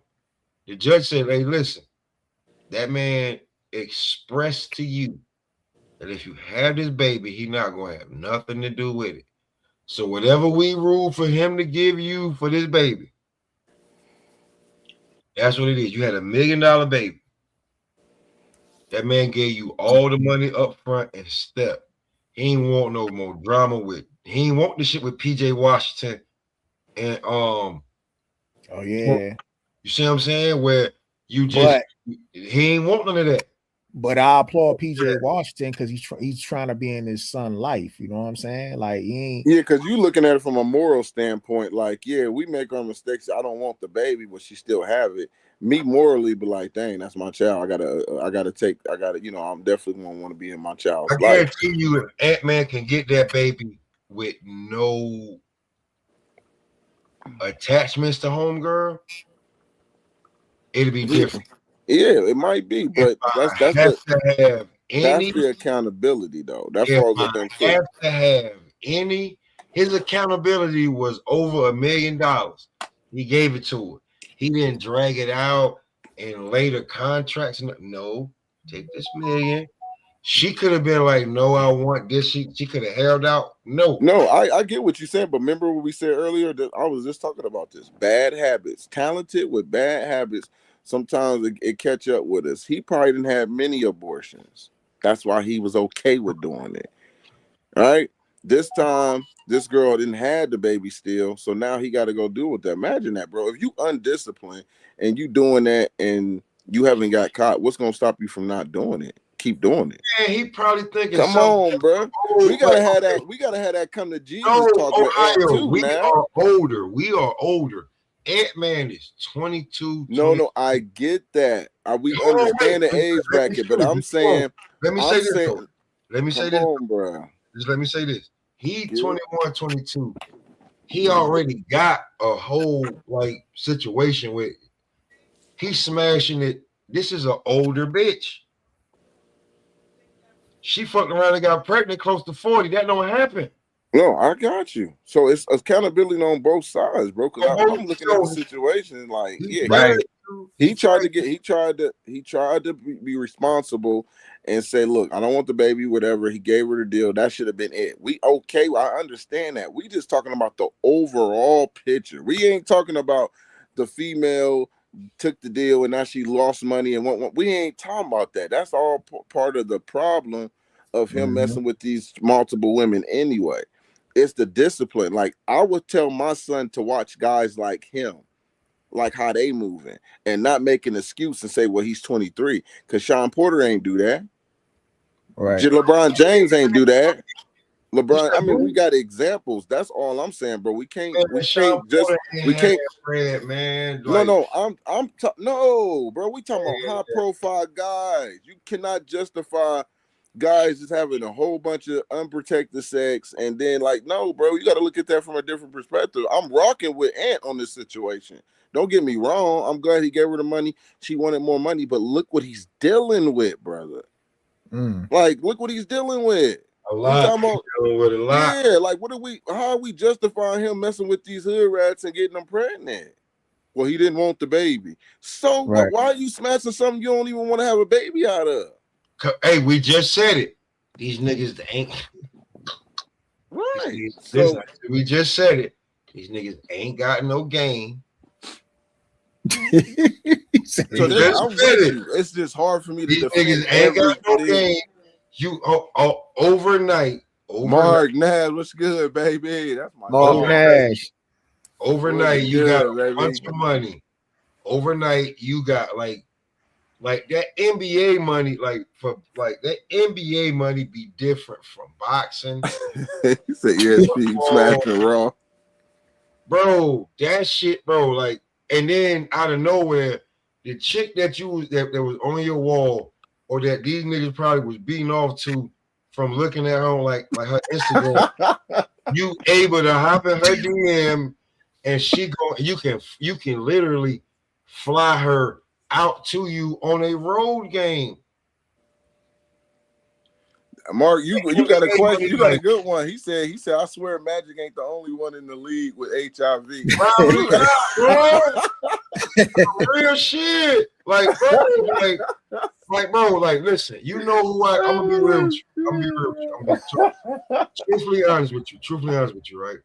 We up there right now. We talking this that sports entertainment shit, right? Right, bro. Bro. Okay, so Charlie Murphy passed away. Right. All right. So in between stories that we want to know, like from our era, that we want to know who got probably the best stories between two of the most polarizing figures from our era. I want you to think about it. He best friends with two of the most polarizing figures from our era. Who you talking about again? I said, well, Charlie Murphy is gone, right? Okay. So, and he gave us a lot of stories. Okay. Who you think got the most like craziest type of stories because he was best friends with two of the most polarizing guys from our era? Dave Chappelle was one. Arsenio Hall was best friends with Magic Johnson and Eddie Murphy. Hold on. I didn't know he was best friends with Magic Johnson. He best friends with Magic Johnson and Eddie Murphy. He got the leftovers from Magic Johnson and Eddie Murphy.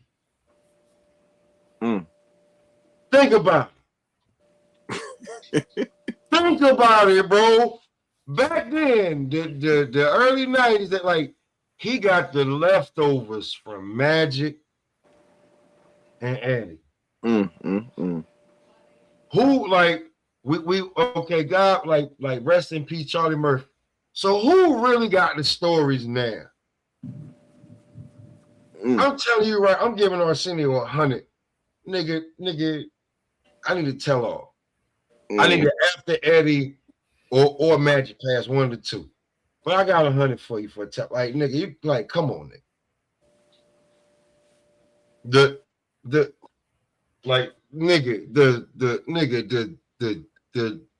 draws that was handed to you to King and Ivory Wayans, all them, bro, them niggas that was underneath the umbrella of Eddie Murphy. And then they have and Arsenio Hall, Magic Johnson, best friend too. Like, come on, bro. The stories from Robert Townsend, King Ivory Wayans to Arsenio Hall. That's why, like, I think Mace got the biggest story that'll ever be told from Bad Boy. But it ain't gonna come cheap when it come to Mace. Right. Yeah. It's a lot of people that's deep secret they got on other people, man. Definitely celebs. Like, yeah, it's definitely it's a lot of that going on, man. In this with the celebrity world, man. You know, the Epstein files and all that other crazy stuff going on. Got a lot of that mess, man. And I wouldn't put it past a lot of people though. That's just me, man. I just wouldn't put it past a lot of people. Oh yeah, that's a fact. You know, that's a fact. But like them Epstein files, I'm gonna tell you why I don't give a shit right now. Ohio, when motherfuckers was pushing this shit 5, 6, 7 years ago, nobody gave a shit. Nope. So now that everybody woke, so-called woke, I don't give a shit. If you was fucking with hip hop back in the day, everybody knew Sean going to prison was a travesty. That was some bullshit. Everybody knew that shit. That nigga took the fall too, bro. That nigga took the fall, bro. Like on some other shit. Like nigga come like whole career, like at the height. I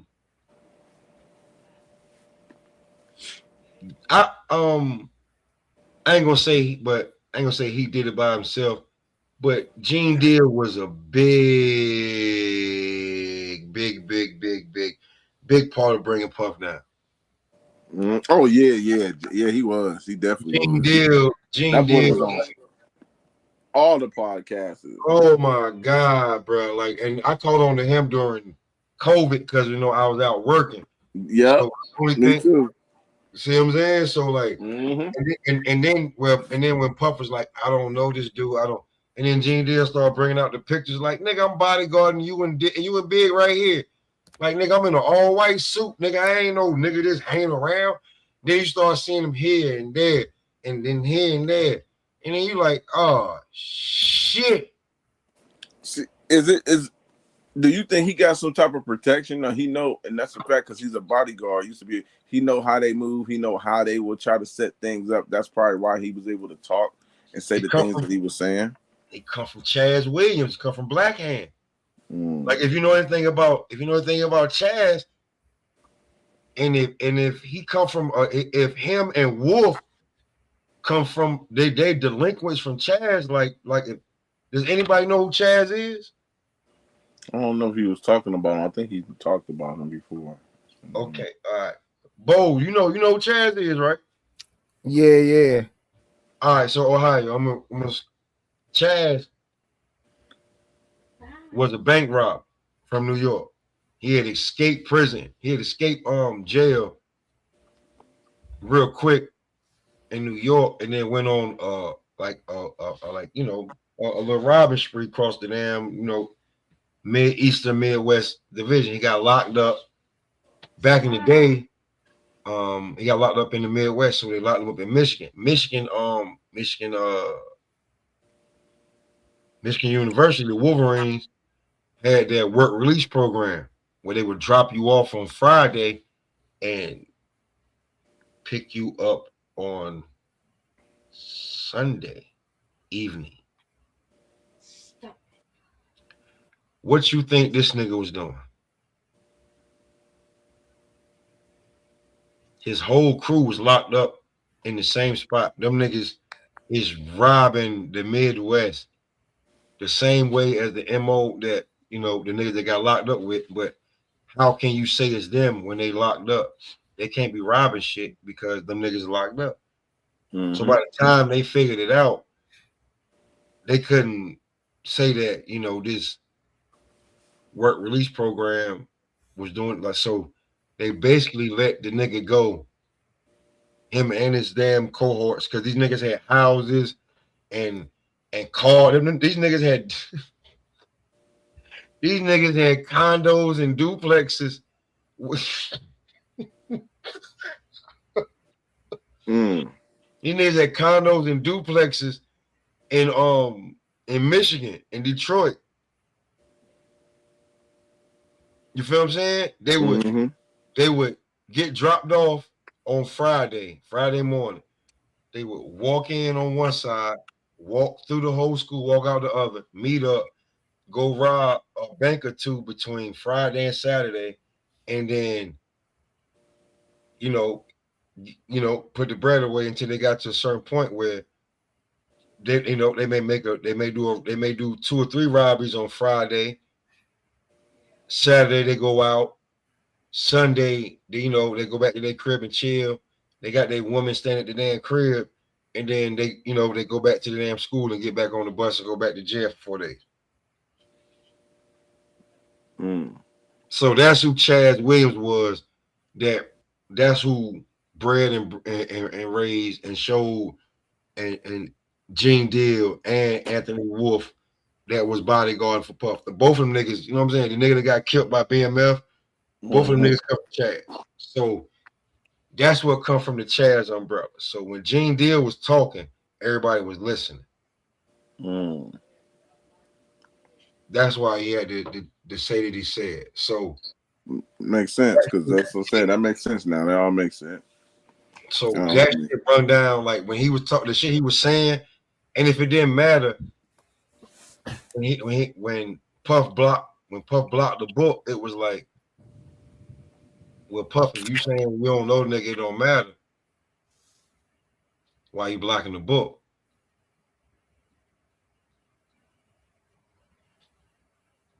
So yeah, when it comes to this industry shit, man, and you start making this bread, it's a different segue. It's like I'm saying, back to the Anthony Edwards shit. Giving her like the million, like if she would have asked for 2, 3, 4, she would have got whatever she wanted. He still was not gonna be with her just because of that baby.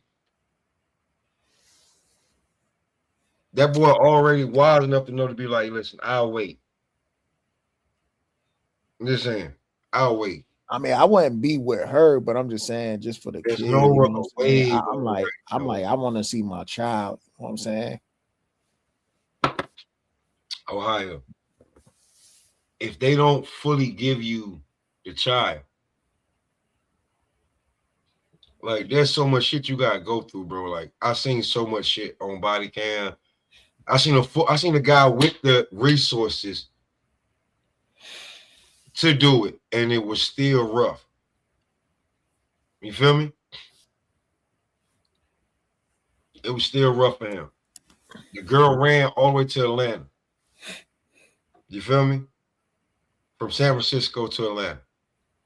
Tried to lie and do all this other shit. When the judge said, you got to get this man the baby because every damn way you done ran to, they done told you that you got that. What you have done is what is egregious, and you need to get a baby to the father. You got to do this to get back into blah blah blah. If he didn't have the money to do that shit, man, it'd be crazy. You know what I'm saying? Ain't no telling where his baby would end up at before he get it. I seen shit where the chick, by the time the father figured out what the chick had done, the mother had already signed the rights away to a whole nother person. And now for you to come back and fight for your shit, like, it's just so much shit. Like, so if I don't have the baby flat out, I'm not fucking with you, man. I'll wait. I literally will wait. I don't want the headache. I don't have the time for the headache, the back and forth, the going to pick the child up. Like, I don't need. But that's why you handle it in court, man. I'm only reason why I'm saying this because I'm gonna tell you why, man. I had, you know what I'm saying, like I'm a single father, right? Mm-hmm. I got an older woman pregnant when I had my daughter, and it was just a fling. And the chick lied to me and said she couldn't have kids.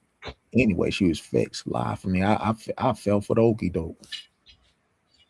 And next thing you know, I'm dealing with baby mama drama. I had to go through all this and that. And the way I cut that shit short, I took her ass straight to court, man. I was like, I ain't gonna be doing this back and forth with somebody like that. I'm like, I took her ass straight to court.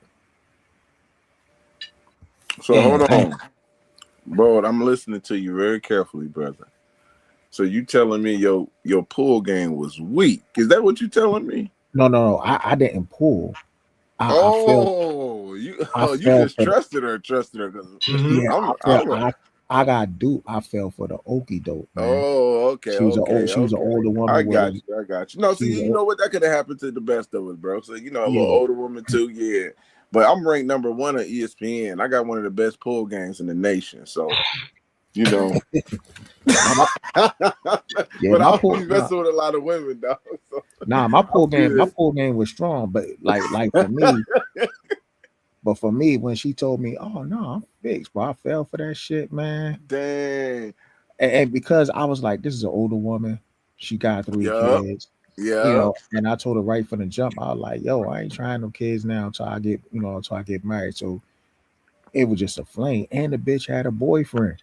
That's the crazy part. She had a man. So I'm thinking like, okay, you know, maybe you know, yeah, and I fell for the shot. I said, "Oh man, that bitch got me." And you know, and her looking at me. No, I wasn't no basketball player, but I was in the military, and for some reason, you know how women look at people. You know, if you in the military, boy, they trying to.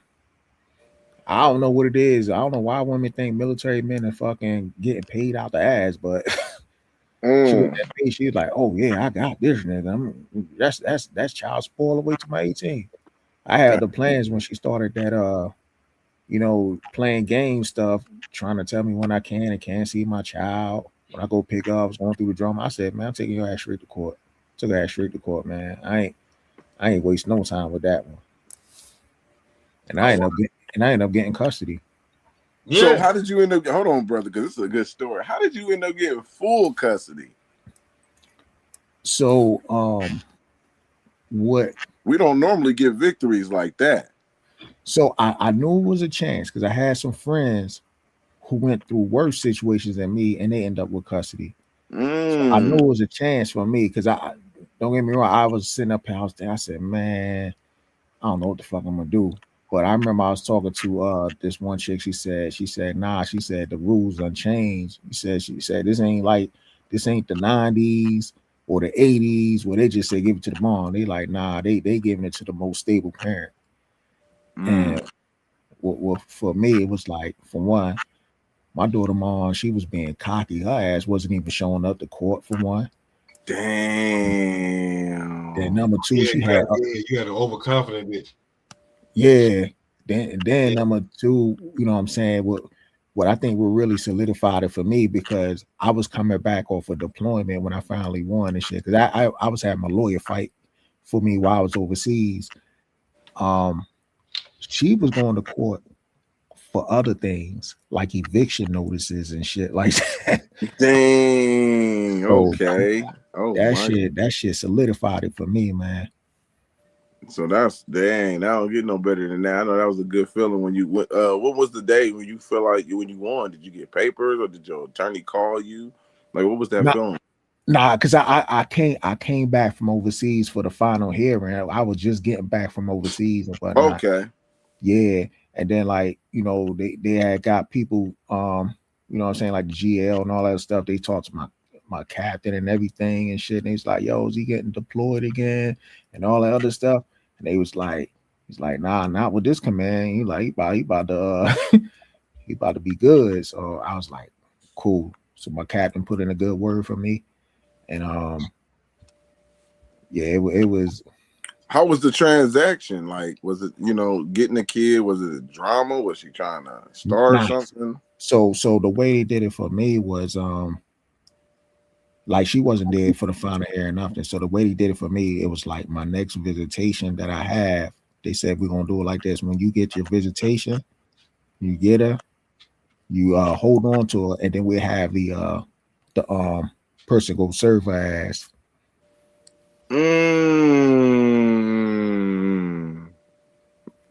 Dang.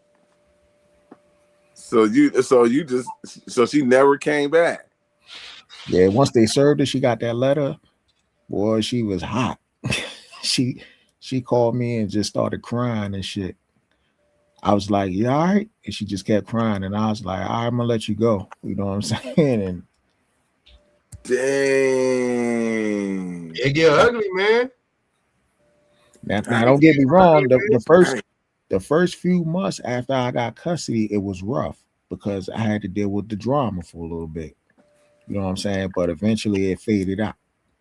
What you mean by that? Like, this is interesting, brother. Like, she was still putting up a fight, not trying to bring her back on time. Yeah. When I won custody, she automatically appealed that shit. Then she was calling like the GAL because they set the visitation days. Then she like, no, I need to get her this day and all other stuff. And so I had to play the game for the first about few months or so. But after that, I was just like, oh no. On July 2nd, 2024, officers in Ohio arrived at damn. Yeah, I was like, no, this Hold on, wait.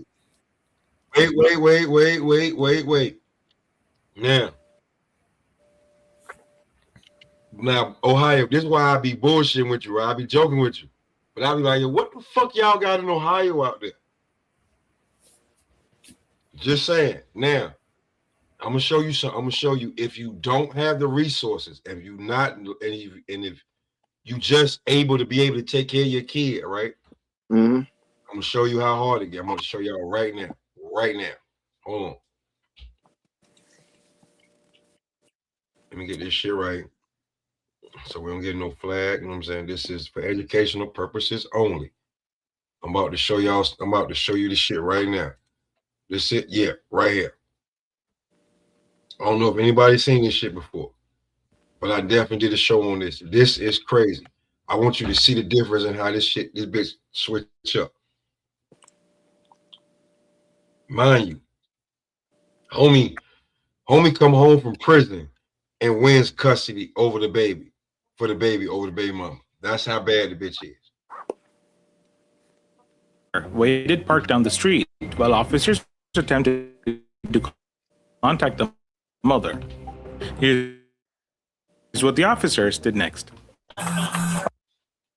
No, he didn't. What? Didn't what?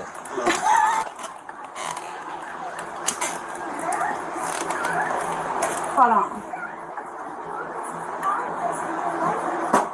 You want to talk with us out here for a second? Girl, that onion strong. I'm sorry. You cooking chili or something? No, baked chicken and onions. Okay. She in there. She's perfectly fine. She's safe. Well, you know about it. Yes. We've been trying to get away from her daddy for almost 2 years now. Okay. Keep finding us everywhere we go, just in St. Louis and Columbia.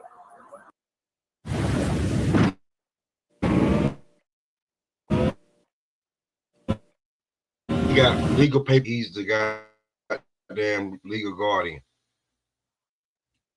Thing. We used a court case to find where we was at the first time in Columbia. I told them that everything is court documented, but they not trying to help, trying to make me give her to him, which I just not gonna do that. So I really don't know how he got this address. Bo, you see what the fuck I'm saying now? Damn. The bitch done ran from 3 different fucking counties, states, just for this. Now I'm gonna let the shit play out, and once they tell her that she gotta give him the baby because it's court order, no matter what, the bitch go nuts, bro. He been chasing her through 3 states to get his man baby back. That's crazy. Real talk. I don't know either. Do you? So I was trying to trying to look you up. Where do you have a driver's license through? What state? In Missouri. Missouri. Is your name spelled correctly? Yeah. And your birthday, 5/27/95. He catches her in Ohio. She been running from Missouri to here to that where he finally catch up in Ohio. And you have an ID through Missouri. Okay. Did you get a copy of this? All right. Bad news. This order right here, signed by a judge, issued by the Marion County Circuit Court, says that it is ordered that law enforcement immediately assist Blake in obtaining the physical custody. So she has to go with him today. That's the end of the story. You could listen. I gotta go get my AT. Listen, you could be charged. She can't. No. I don't care. I want to get arrested. She's not going with him. She's going. She's not going with him. She's not going with him. Y'all can arrest me right now. She's not going with him. She's not going with him. So they already know this. No, she's not going with him. She's going with him, or she's going with him, and you're getting arrested. Which one? Well, y'all can arrest me. She's not going with him. Y'all can arrest me. She's not going with him. She's not going with him. See, Bo, these bitches different now, bro. That's She talking about you. She said y'all can arrest me. They gonna arrest her, and the baby still gonna go with him. all right. So Martin said she got a damn copy. She know what it is. Yeah, she know it too. Bro, she right, know. Man, you right, bro. Listen, I'm right. for this shit a whole lot. Like, right, bro. she gonna start spat like this shit. Like, bro, mind you, I want y'all to see how far she run just to jump on this nigga that's twice her size, just because he know he's supposed to. I'm gonna fast forward this shit a little bit. It's funny as hell. Damn, that's crazy. Back away. She don't want to go with him. He abused him. He been beat my ass for 5 years. I want to go with him. So, regardless of all that, Can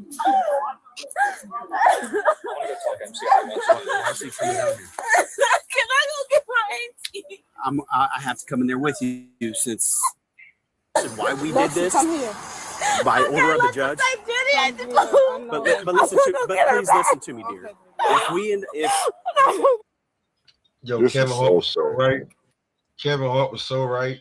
You went when women be crying trying to speak, and look like the last lick.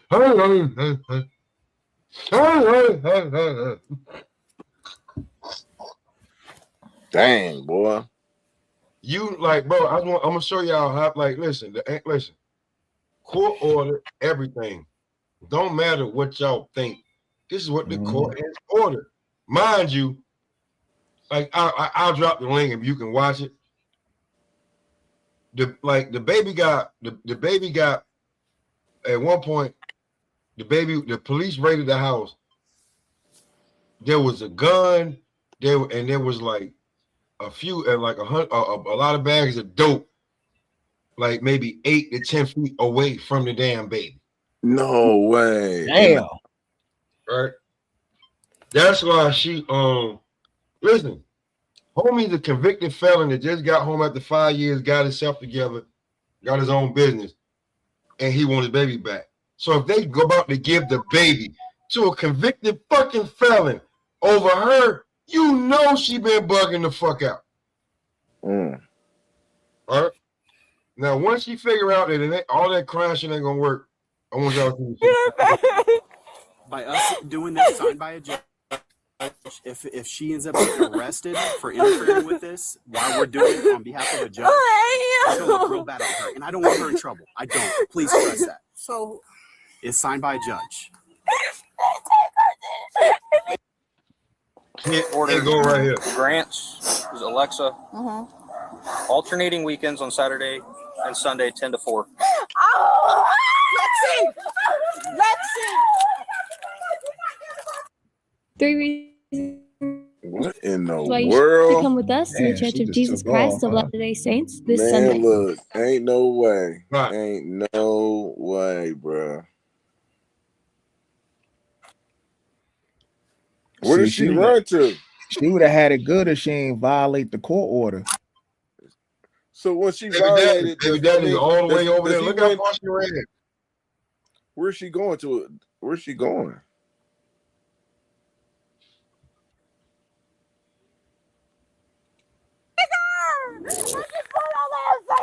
I'm gonna bring it back.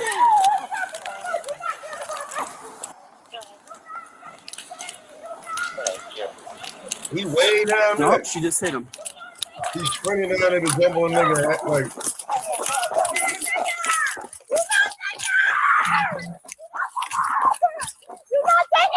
I'll press the charge too. I'll press the charge too.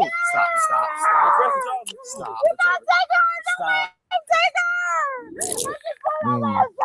And it's just joint custody. Oh my god. No! He can't take her out. He said I'm not gonna get her back.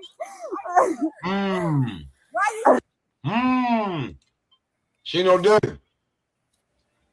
So when she violated, does that mean he gets the full custody of him if she violate that? Yeah, if you flee the state, you violated the distance, because you could only go so much distance away when it's court ordered. You were supposed to give him the baby alone. He had visitation, right? He had visitation, right? No. Mark, you're right. Mark Nash, you hear what he said? Read the comment. He said, if he was abusive, the court would have took that into account. They would have took that into account if he was abusive. They wouldn't even. They gave him custody. She supposed to go with him. Ain't no no. He has custody. She has supervised visitation. You see why she started talking about something? She can't go with him because I'm not gonna get her back. You know you're not gonna get her back, bitch. You've been doing a bunch of shit. Yeah. So that's crazy. You've been doing a bunch of shit. That's cool. It's crazy. But my situation, when I had, I was going through it with one of the women I thought was my baby mom. Man, she had me going through hell for when we separated. My daughter was 3. But she stopped not letting me see her. So her mom was actually letting me see her. When I go to the house with her mom, she would drop her off with her mom. Her mom would call me so I could see her at times. But I got tired of doing that, man. And I said, you know what? I'm gonna go to court because she ain't even letting me see my daughter. She had I'm just some bad guy. So I had to go take a DNA test. I had to get swiped. I was filing for split custody, man. That's what I went to court for.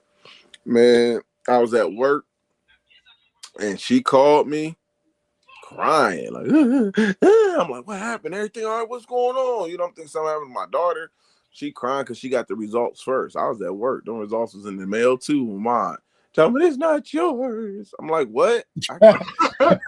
It's not You you like what? Oh, I didn't save a whole bunch of money by signing my No, but I'm gonna keep it a buck. Man. I was so attached to that little girl. I told her like I felt like it was still my daughter, but I had the power in my hand to just throw the whole thing away. But I was a part of that girl's life. She called me daddy. So that was the first time where I showed mercy on her and I didn't have to deal with her. So I was thinking like, damn, I don't really have to deal with this girl no more. This is really crazy. I'm gonna tell you why you can't show mercy. I got another one. I got another one. This is why you can't show mercy, and you got to be good to your kids now. I got another one.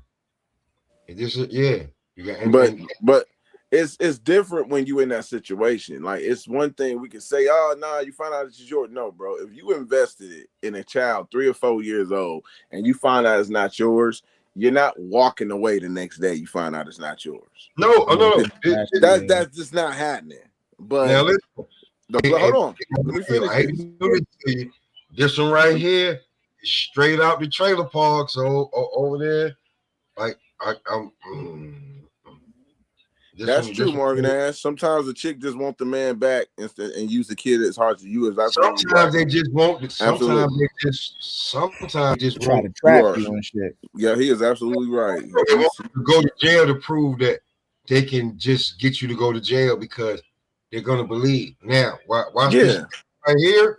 Now, mind you, homie, like the white chick, she know what she is, and she knows that she thinks she can get away with some shit because she got the wagon. Trust me. Watch this shit right here. An officer in Ohio rushed to a residence for an active domestic violence call. Dang, nigga, do you watch all Ohio content? That's why, damn. Nigga just watch all Ohio content. A lot of the body can become Trump. The Midwest catching all that stuff. Listen. It be Atlanta and Ohio that be on the. Dang, bro.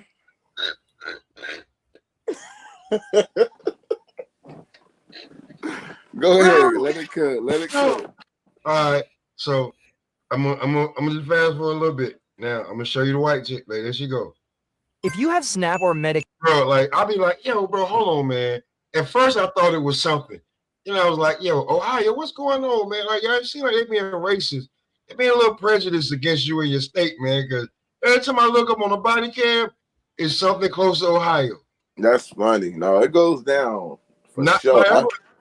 When you say they go down, I was like, you know what? I'm gonna leave it alone because it's what it is. But I'm from North Carolina. I'm from Rocky Mount, North Carolina. I understand trailer park trash bullshit. You said Raleigh, North Carolina? I'm from Rocky Mount. Rocky, okay, that's what's up. I'm from Rocky Mount. That's like a country spot, right? Mm-hmm. Yeah, definitely. Like, but country. Yeah, I knew this one cat from Rocky Mount. I done had a couple. Y'all got they got some good football come out of Rocky Mountain, bro. High school. Yeah. They got some great players that come out of Rocky Mountain, dog. So but this right here, this is why being a good parent will save you. Real talk. Have you guys been drinking tonight? No, I haven't drank anything. Has he been drinking? He's been drinking. Okay. Well, hold on. I'll go talk to him. He can come out here and talk to you. Well, I want to separate you guys. So if you go in there, you're just gonna call. Mind you see the wagon. That's the confidence the bitch thinks she can get away with whatever the fuck she want. Ohio, tell me I'm lying. No, you ain't lying. You saw the wagon on, like, all right, so now you think why she got the confidence. Cool. You're just going to stir the situation back up. This is my house, though, with my kids in there. So I'm going to go inside. Not your house, his house.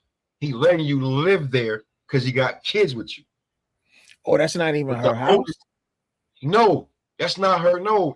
First of all right, but I don't know if you understand because, like, that is those are extra. Those are two single wides put together, right? To make it seem like it's an apartment. He don't own down there. These windows right here are his shit from there. He has a certain amount of it's like an apartment complex. Yeah. I see the other stair entry over there. You know what I'm saying? Yeah. So you don't, it's not yours, it's his. He worked for that. He got all this shit. All of this shit around here is his shit. You're just here. Are they married? No. He got kids by her, and you can see why.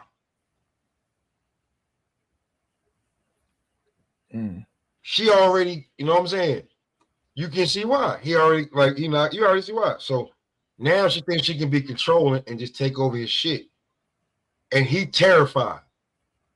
You know what I'm saying? The man that had like brain surgery and all type of shit. He ain't trying to go to jail over no bitch that's done some shit. But luckily, his son, like, watch this shit. Then he can come out here because he can explain his side of the story and do whatever the fuck he has to do. But that's exactly what happened. So. Well, I mean, I can't just talk to one person and take their side. I want to talk to him Can too. he come out here and talk Sure, to he you? can come out here and Because we'll that's where split I you feel guys most up. comfortable is with my kids.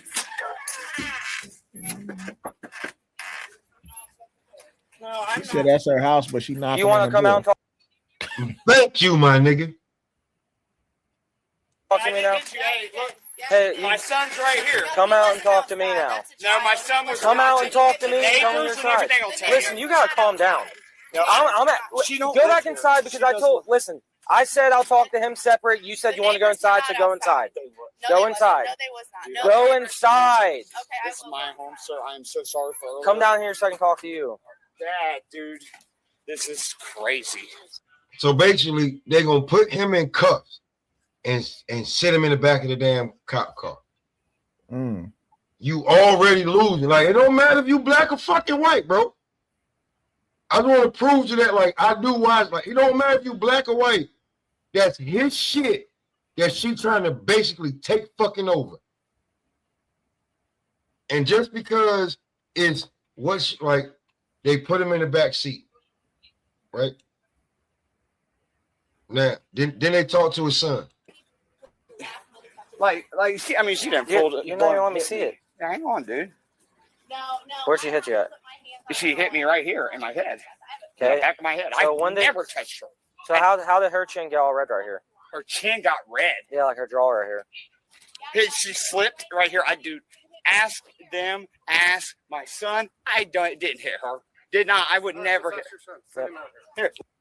You want to talk to him on his own? Yeah, that's fine. You need to go and go over there. Go sit in the car while I talk to your son. What type of shit is that? But luckily, his son is old enough. You see what I'm saying? It don't matter, bro. These are white people. It's not. This ain't just niggas. See what I'm saying? So, bro, you gotta be fucking careful. Watch this shit. Can you tell us what happened, buddy? I heard. Stop. So I was sitting on my phone and on the couch, and then I heard Brittany on the phone yelling at my dad to get home. And then No, go back inside real quick. We're talking to everybody separately. You're talking to a child? Yeah, I am. Go back inside.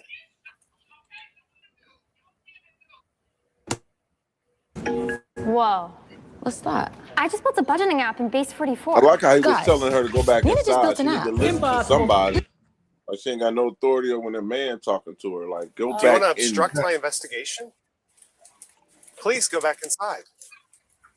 What the fuck? And then That's a child. Exactly. That's why I'm talking to him. Please go back inside.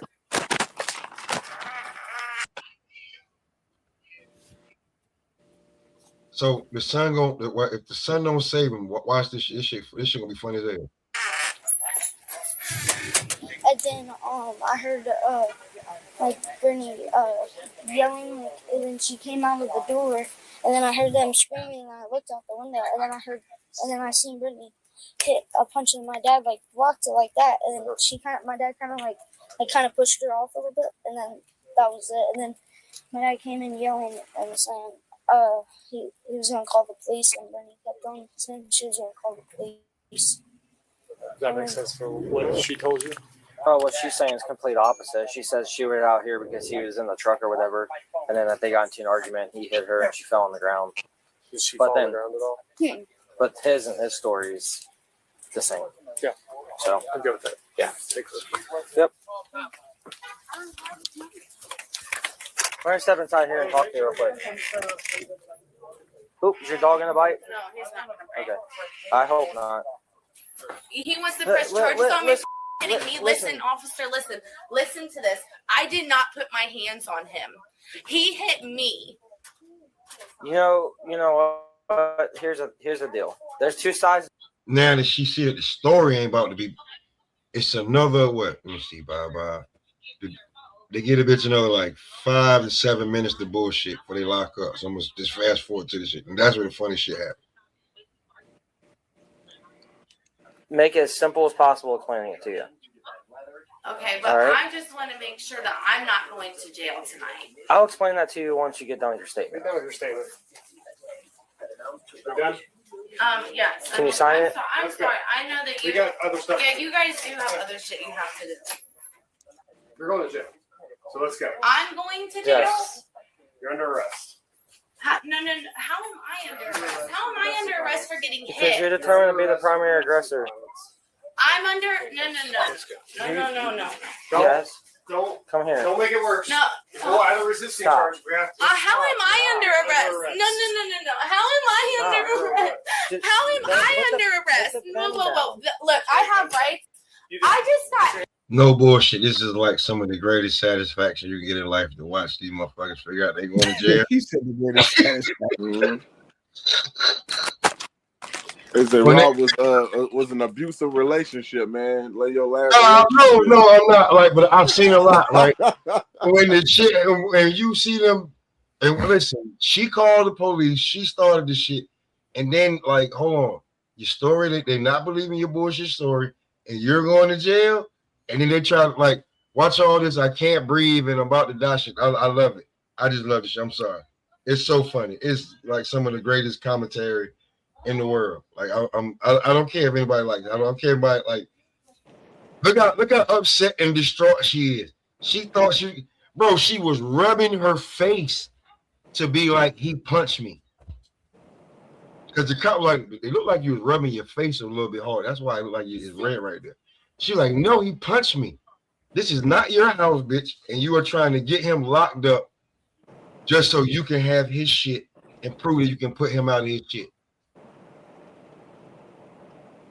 And look what happened to you. The man's still sitting in the back of the squad car. Hey, Stop. Hey, you guys.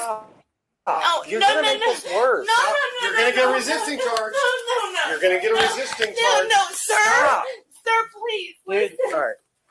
You're gonna get a resisting My charge. kids are in there. Stop. No.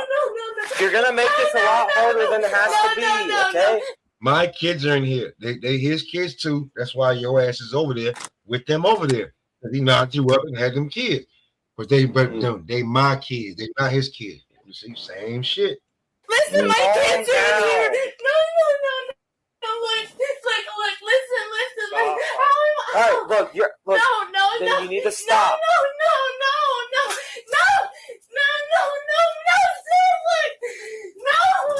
Look. No, sir. I didn't do it. How am I being an aggressor when I didn't do? That's what court's for. All three of us done heard that click clap before. It ain't. But the hearing on her is satisfying than a motherfucker. I can tell you no lie. That's what court's for. Stop. No. Help me. Stop it. Oh my God. Now you're getting a resisting charge. You're under arrest for domestic. I can't do anything like that. Keep it going. It's gonna be obstructing. Oh my God. I got hit. No, sir, I didn't do anything. Now you're gonna arrest a female. No, sir, please. I'm not trying to waste you guys' time. I'm just gonna. The wagon ain't gonna save you tonight, baby. The wagon not gonna save you tonight. You're going to jail. Come on. How am I? No shoes. Get your ass out there. We're bringing you shoes. Reality is hitting her right now in the face, boy. Right now, bro. No, John! My kids are in this. You calling for him? He in the back of a squad car because of what you said. And He it's can't raining help you. outside. And it's raining. Oh, it's open. Where is he? Get in there. No. Sit. How am I getting my? Now you I worry would've- about where I would have no told her shoes on. no shoes, nothing. I would have told her Ohio runs jails and slammed the door. We run the jails too. Slap. You help me out of this. No. Push your foot in. How are you? Once she figured out the wagon wasn't saving her, it was a motherfucking wrap. Just be truthfully honest with you. When she figured out like the wagon, The Opera browser, our sponsor, have just upgraded. What was she gonna do? Nothing. You're going to jail. We don't care about your wagon. You're going to jail.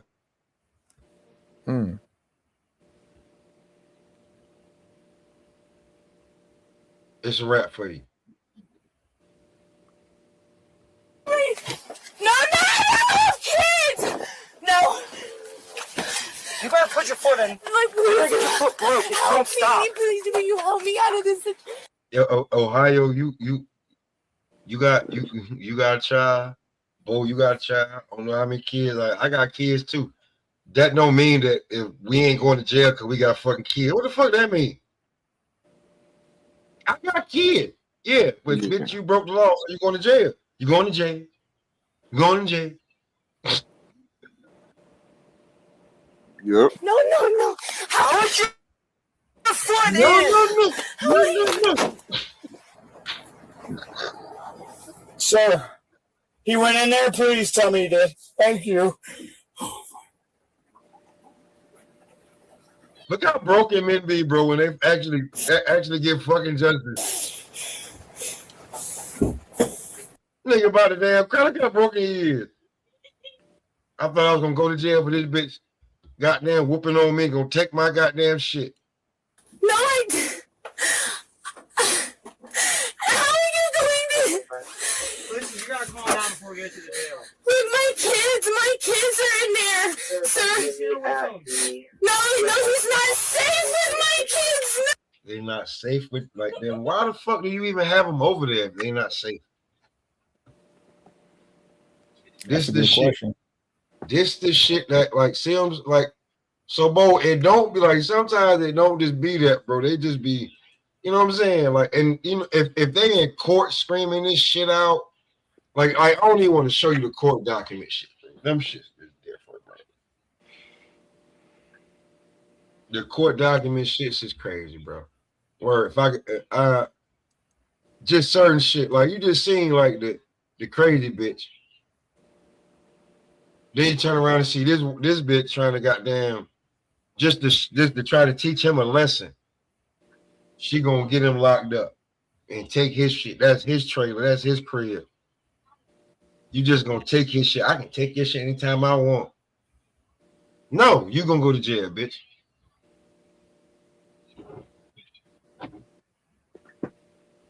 And if you don't got the resources, or luckily your son ain't there, that's not, you know what I'm saying, it's gonna vouch for you, you gonna be fucked.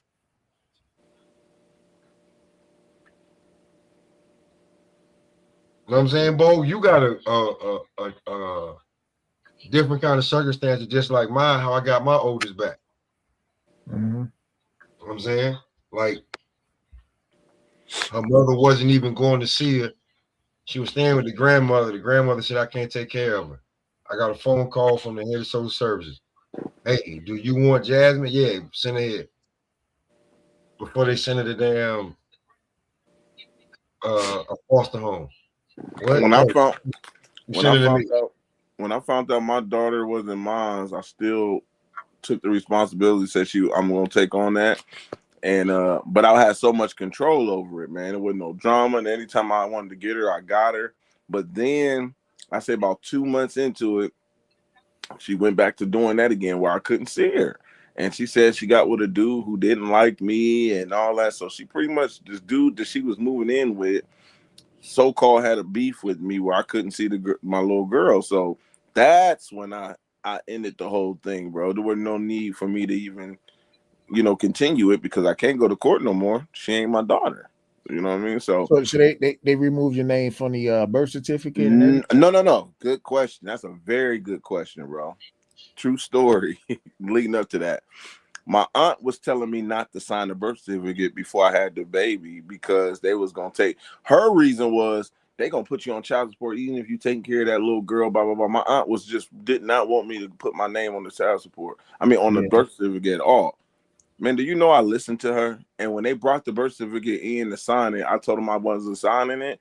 And she looked at me, but she wasn't shocked. She was just okay. She didn't give me no back talk or nothing, bro. She was okay with it. And that was a moment I went back and thought about when I didn't sign it. It was almost like she knew that she thought I probably knew something, but she didn't get mad or nothing, bro. But I give my aunt all the praises because if she didn't tell me that and brought that pregnant in my mind, I probably would have been on that birth certificate, but I didn't sign it. My aunt, shout out to her, man, but my aunt told me not to sign that, and I didn't. Mark Nash said J.J. Arrington, Camarion Johnson, Yancey Thigpen, all from Rocky Mount. That's a fact. Oh, he knows. Yeah, he knows. Yeah. We had some players from North Carolina. I'm a Tar Heel, football and basketball. We had some Rocky Mountain players that came that was from there that played on the football team too, man. So yeah, Rocky Mountain got some talent, man. They got some guys. I'm gonna be real with you. We got Phil Ford and I remember going at the high school. We had Phil Ford and Buck Williams. Jersey retired in there, but the only one we respected was Phil Ford. Dang, yeah, Phil was that dude, bro. Julius Peppers. Yeah, we didn't respect. Hold on, Nash know a lot about. Ain't he from the Atlanta area, man? How you? Nah, he's from Rocky Mount. He from Rocky Mount too. Oh, yeah, you know what? He's from Bucktown. Hold on, who I'm mixing? Okay, who from the Georgia area?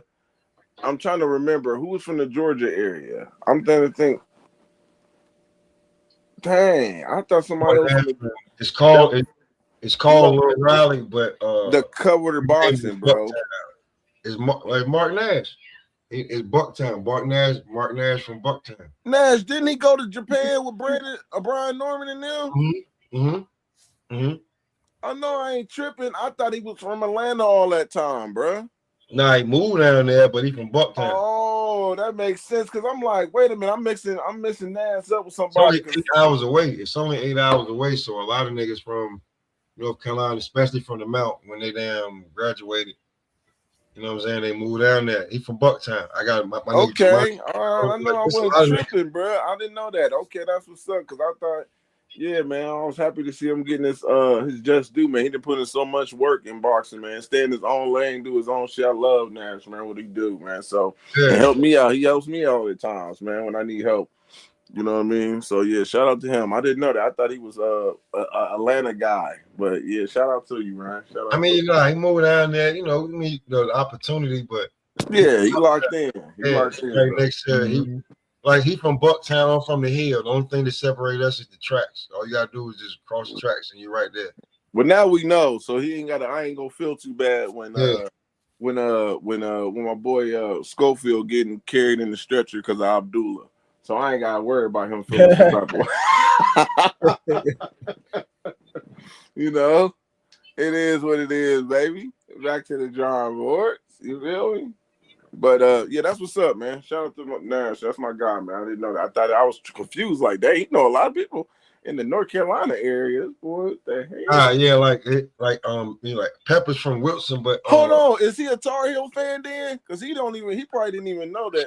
I'm born and raised in Ohio, bro, but the biggest Tar Heel fan ever. I'm talking about basketball. I'm talking about baseball.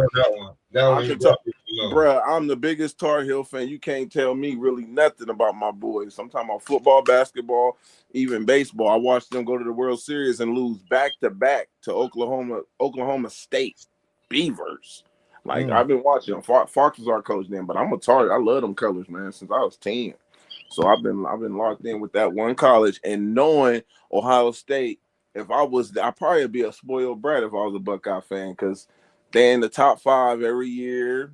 Recruiting class #1. I mean, I can go on about Ohio State, but I think I was easily rooting against them because we got some. They just the fandom is crazy here. I mean, they got Ohio State lipstick, tampons, Yeah, I'm teddy surprised. I'm bears. surprised you not an Ohio State Buckeye fan, man. Because like Man, every cat I knew that's from Ohio being in the military, man, that motherfucker Ohio State is like a fucking religion to them. Yeah, bro, I caught it. I think I got my uncles put me in Little League. That got me before I got hypnotized, because I think I would have been on the Buckeye train, but me playing Little League and they put me in those baby blue colors, nigga, that was it. Once I see me in the mirror and that powder blue, and we was the Panthers in Youngstown, Ohio, that was it. Whatever team on Sega, I was playing Bill Walsh. Whoever had those colors, nigga, that's who I was playing with. I was playing with the Tar Heels back in the Bill Walsh days in 94, 95, bro, on Sega, running them up. There was a game, I think Bill Walsh had the teams was Chapel Hill. They weren't even North Carolina. They was called Chapel Hill on the game. Florida State was called Tallahassee. See, I'm taking y'all back. They was Tallahassee.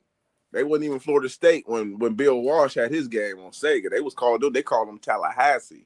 You know what I mean? But yeah, I go back with the Tar Heels and those colors, bro. But I learned to appreciate winning too, man, by watching Ohio State, seeing how good they is. I learned how to appreciate the little things from my squads, man. I'd be excited when we get 5 stars in football and 4 stars, like, because we don't get them all the time. So it's, I think the Buckeyes like, oh, you got a 5-star in football. They be like, that's good. But then when the reverse and it's basketball, we get the 5 stars normally, and then the Buckeyes basketball is excited when they get a 4-star or 5-star. I remember when the Buckeyes was hot in 2006 and 2007. They had Greg Oden, they had Cook, they had Ron Lewis. I mean, that team was stacked. They had a good time. Now all of a sudden they putting Tar Heels on their schedule to play. I said, what? They trying to play us now? Man, we beat them, but we beat them. They was balling, but we beat them every time they tried to match up with us. But yeah, it's funny how that is, man. I stay loyal. I'm not a part-time fan, man. I'm Tar Heel full season, man. Football, basketball, I got it all, man. Favorite player, of course, is gonna be Julius Peppers. Or you know what, Julius? Oh, I actually like Willie Parker too, but he wasn't that good at North Carolina. Hall of Famer Julius Peppers. Make sure you say that one. Yeah. But Julius was a beast at North Carolina too, bro. He was a beast there. So we got some players that I actually enjoy that didn't pan out that well in the NFL too. Brandon Tate was explosive. He had some decent. He was a kick returner / wide receivers. I mean, I can go on and on about them boys, but yeah, man. Ohio State got a lot of fans down here that love them. They go crazy, you know what I'm saying, over them, man. And I enjoy it now. I used to have a passion. I used to hate them because of their schedule, bro. I had a hate for Ohio State. Like every year, we go on the national championship. Then I look at their schedule. I'm like, bro, who y'all playing? Y'all not playing nobody, bro. So I used to get mad at that, man, and be right. When they played the Georgia Gators in the national championship, then LSU, like y'all was getting whooped because y'all wasn't scheduling tough games to be prepared for those type of teams. So I was telling guys, man. But they got it together. They got it together eventually. So I'm cool on it. I don't have no hate for the Buckeyes no more, man, like that. But it's funny. It's funny that I get a lot of pressure because people say, "Oh, man, how you go from Ohio run boxing to you not liking the ball?" I never say I don't like them. I just don't. I don't really brag on them. Now they won the national championship, which was the perfect time for me to say, "Hey, Bill Belichick coming to Chapel Hill, Ohio State just won the national championship." I was like, let me tell people I'm a Tar Heel fan for sure, so they won't think I'm bandwagon just in case Belichick, come and start doing this thing, which he hasn't yet. So we'll see how that play out. Yeah, that's a fact. It's crazy. Yeah, so it is what it is, but that's just it. I'm a Tar Heel till I die. That's just where it's gonna be, man. So, man, it is. But yeah, I'm gonna get up off here, man. I'm gonna holler at y'all, man. Yeah, I'm about to get up out of here too. Yeah, man. I'm out. Word. Yeah, me too. Yeah, it was Hey, good, man. it's So, good. hey, is It's it good. raining where y'all at? Is y'all in New York or is y'all? Because it's raining like crazy down here in Columbus. I'm in New York. It's It rained earlier. It rained earlier today. It's not a full rain. That was a bullshit rain. Oh, this one is it's coming down hard and it's thunder. Nah, It's I'm lightning. telling you right now, that was a bullshit rain because my knee hurt and I can't wait for it to stop. I'm waiting for the real rain to come. Oh, Now your they knee be talking hurting about every some time it snow. rains? They talking about Word snow this mother. weekend. They talking about possible snow this weekend. No, where are you at? Where you staying? I'm in CT. I'm right directly over the Long Island Strip Oh, from snap. where I'm at. Okay. But like I got family in New York. I'm supposed to be in New York this weekend. Damn, So Rob, your this- knee be hurting every time it start raining? When it's a real storm that need to happen. That's crazy. They say that's the side effect from like Viagra. You gotta get off of that, bro. And I know Viagra, man. That's when you fuck your shit up early. Hell out of here. I'm just talking shit. I'm gonna holler at y'all, man. I'm all at y'all. Hey, boom. Hey, yo, I appreciate everybody pulling up, man. We about to get up out of here. All right, man. Peace. Peace.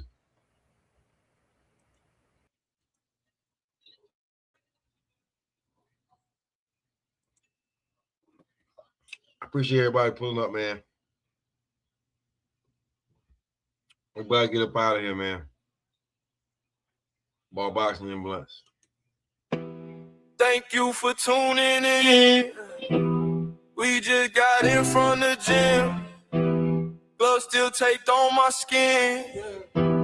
Eyes red, money grin. Yeah, woke up to a day. Road work, then I let it blaze. Shadow in the mirror, southpaw sway. Talking to myself like who won't play. Ball on the court till the soul turn smooth. Cross on me, make them slide out shoes. Then I hit the bed, let the rage run loose. Stain on my raps like battle tattoos. Ash on my hoodie, resin on my thumb. Call from the plug, said pull, then come. Count by the rounds and I count by the sum. If it ain't family, I leave it on red, I'm numb. Ball, boxing in blunts, that's my holy trinity. Pray on the floorboards. Punch, smoke for the energy. Ball, boxing in blunts. Whole life built on synergy. You can feel it when I stun. You can't copy this chemistry.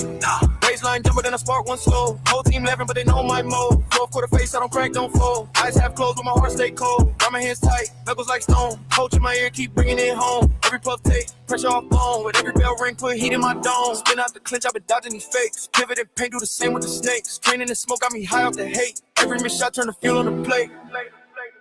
Yeah, yeah. Ball, boxing, and blunts. That's my holy trinity. Pray on the floorboards.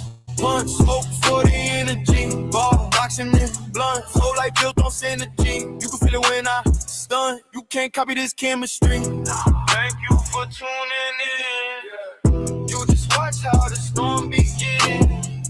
From the part lights to the ring.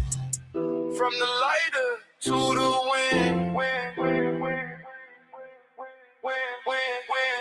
Ball, boxing, and blunts, that's my holy trinity. Pray on the floorboards, punch, smoke for the energy. Ball, boxing, and blunts, whole life built on synergy.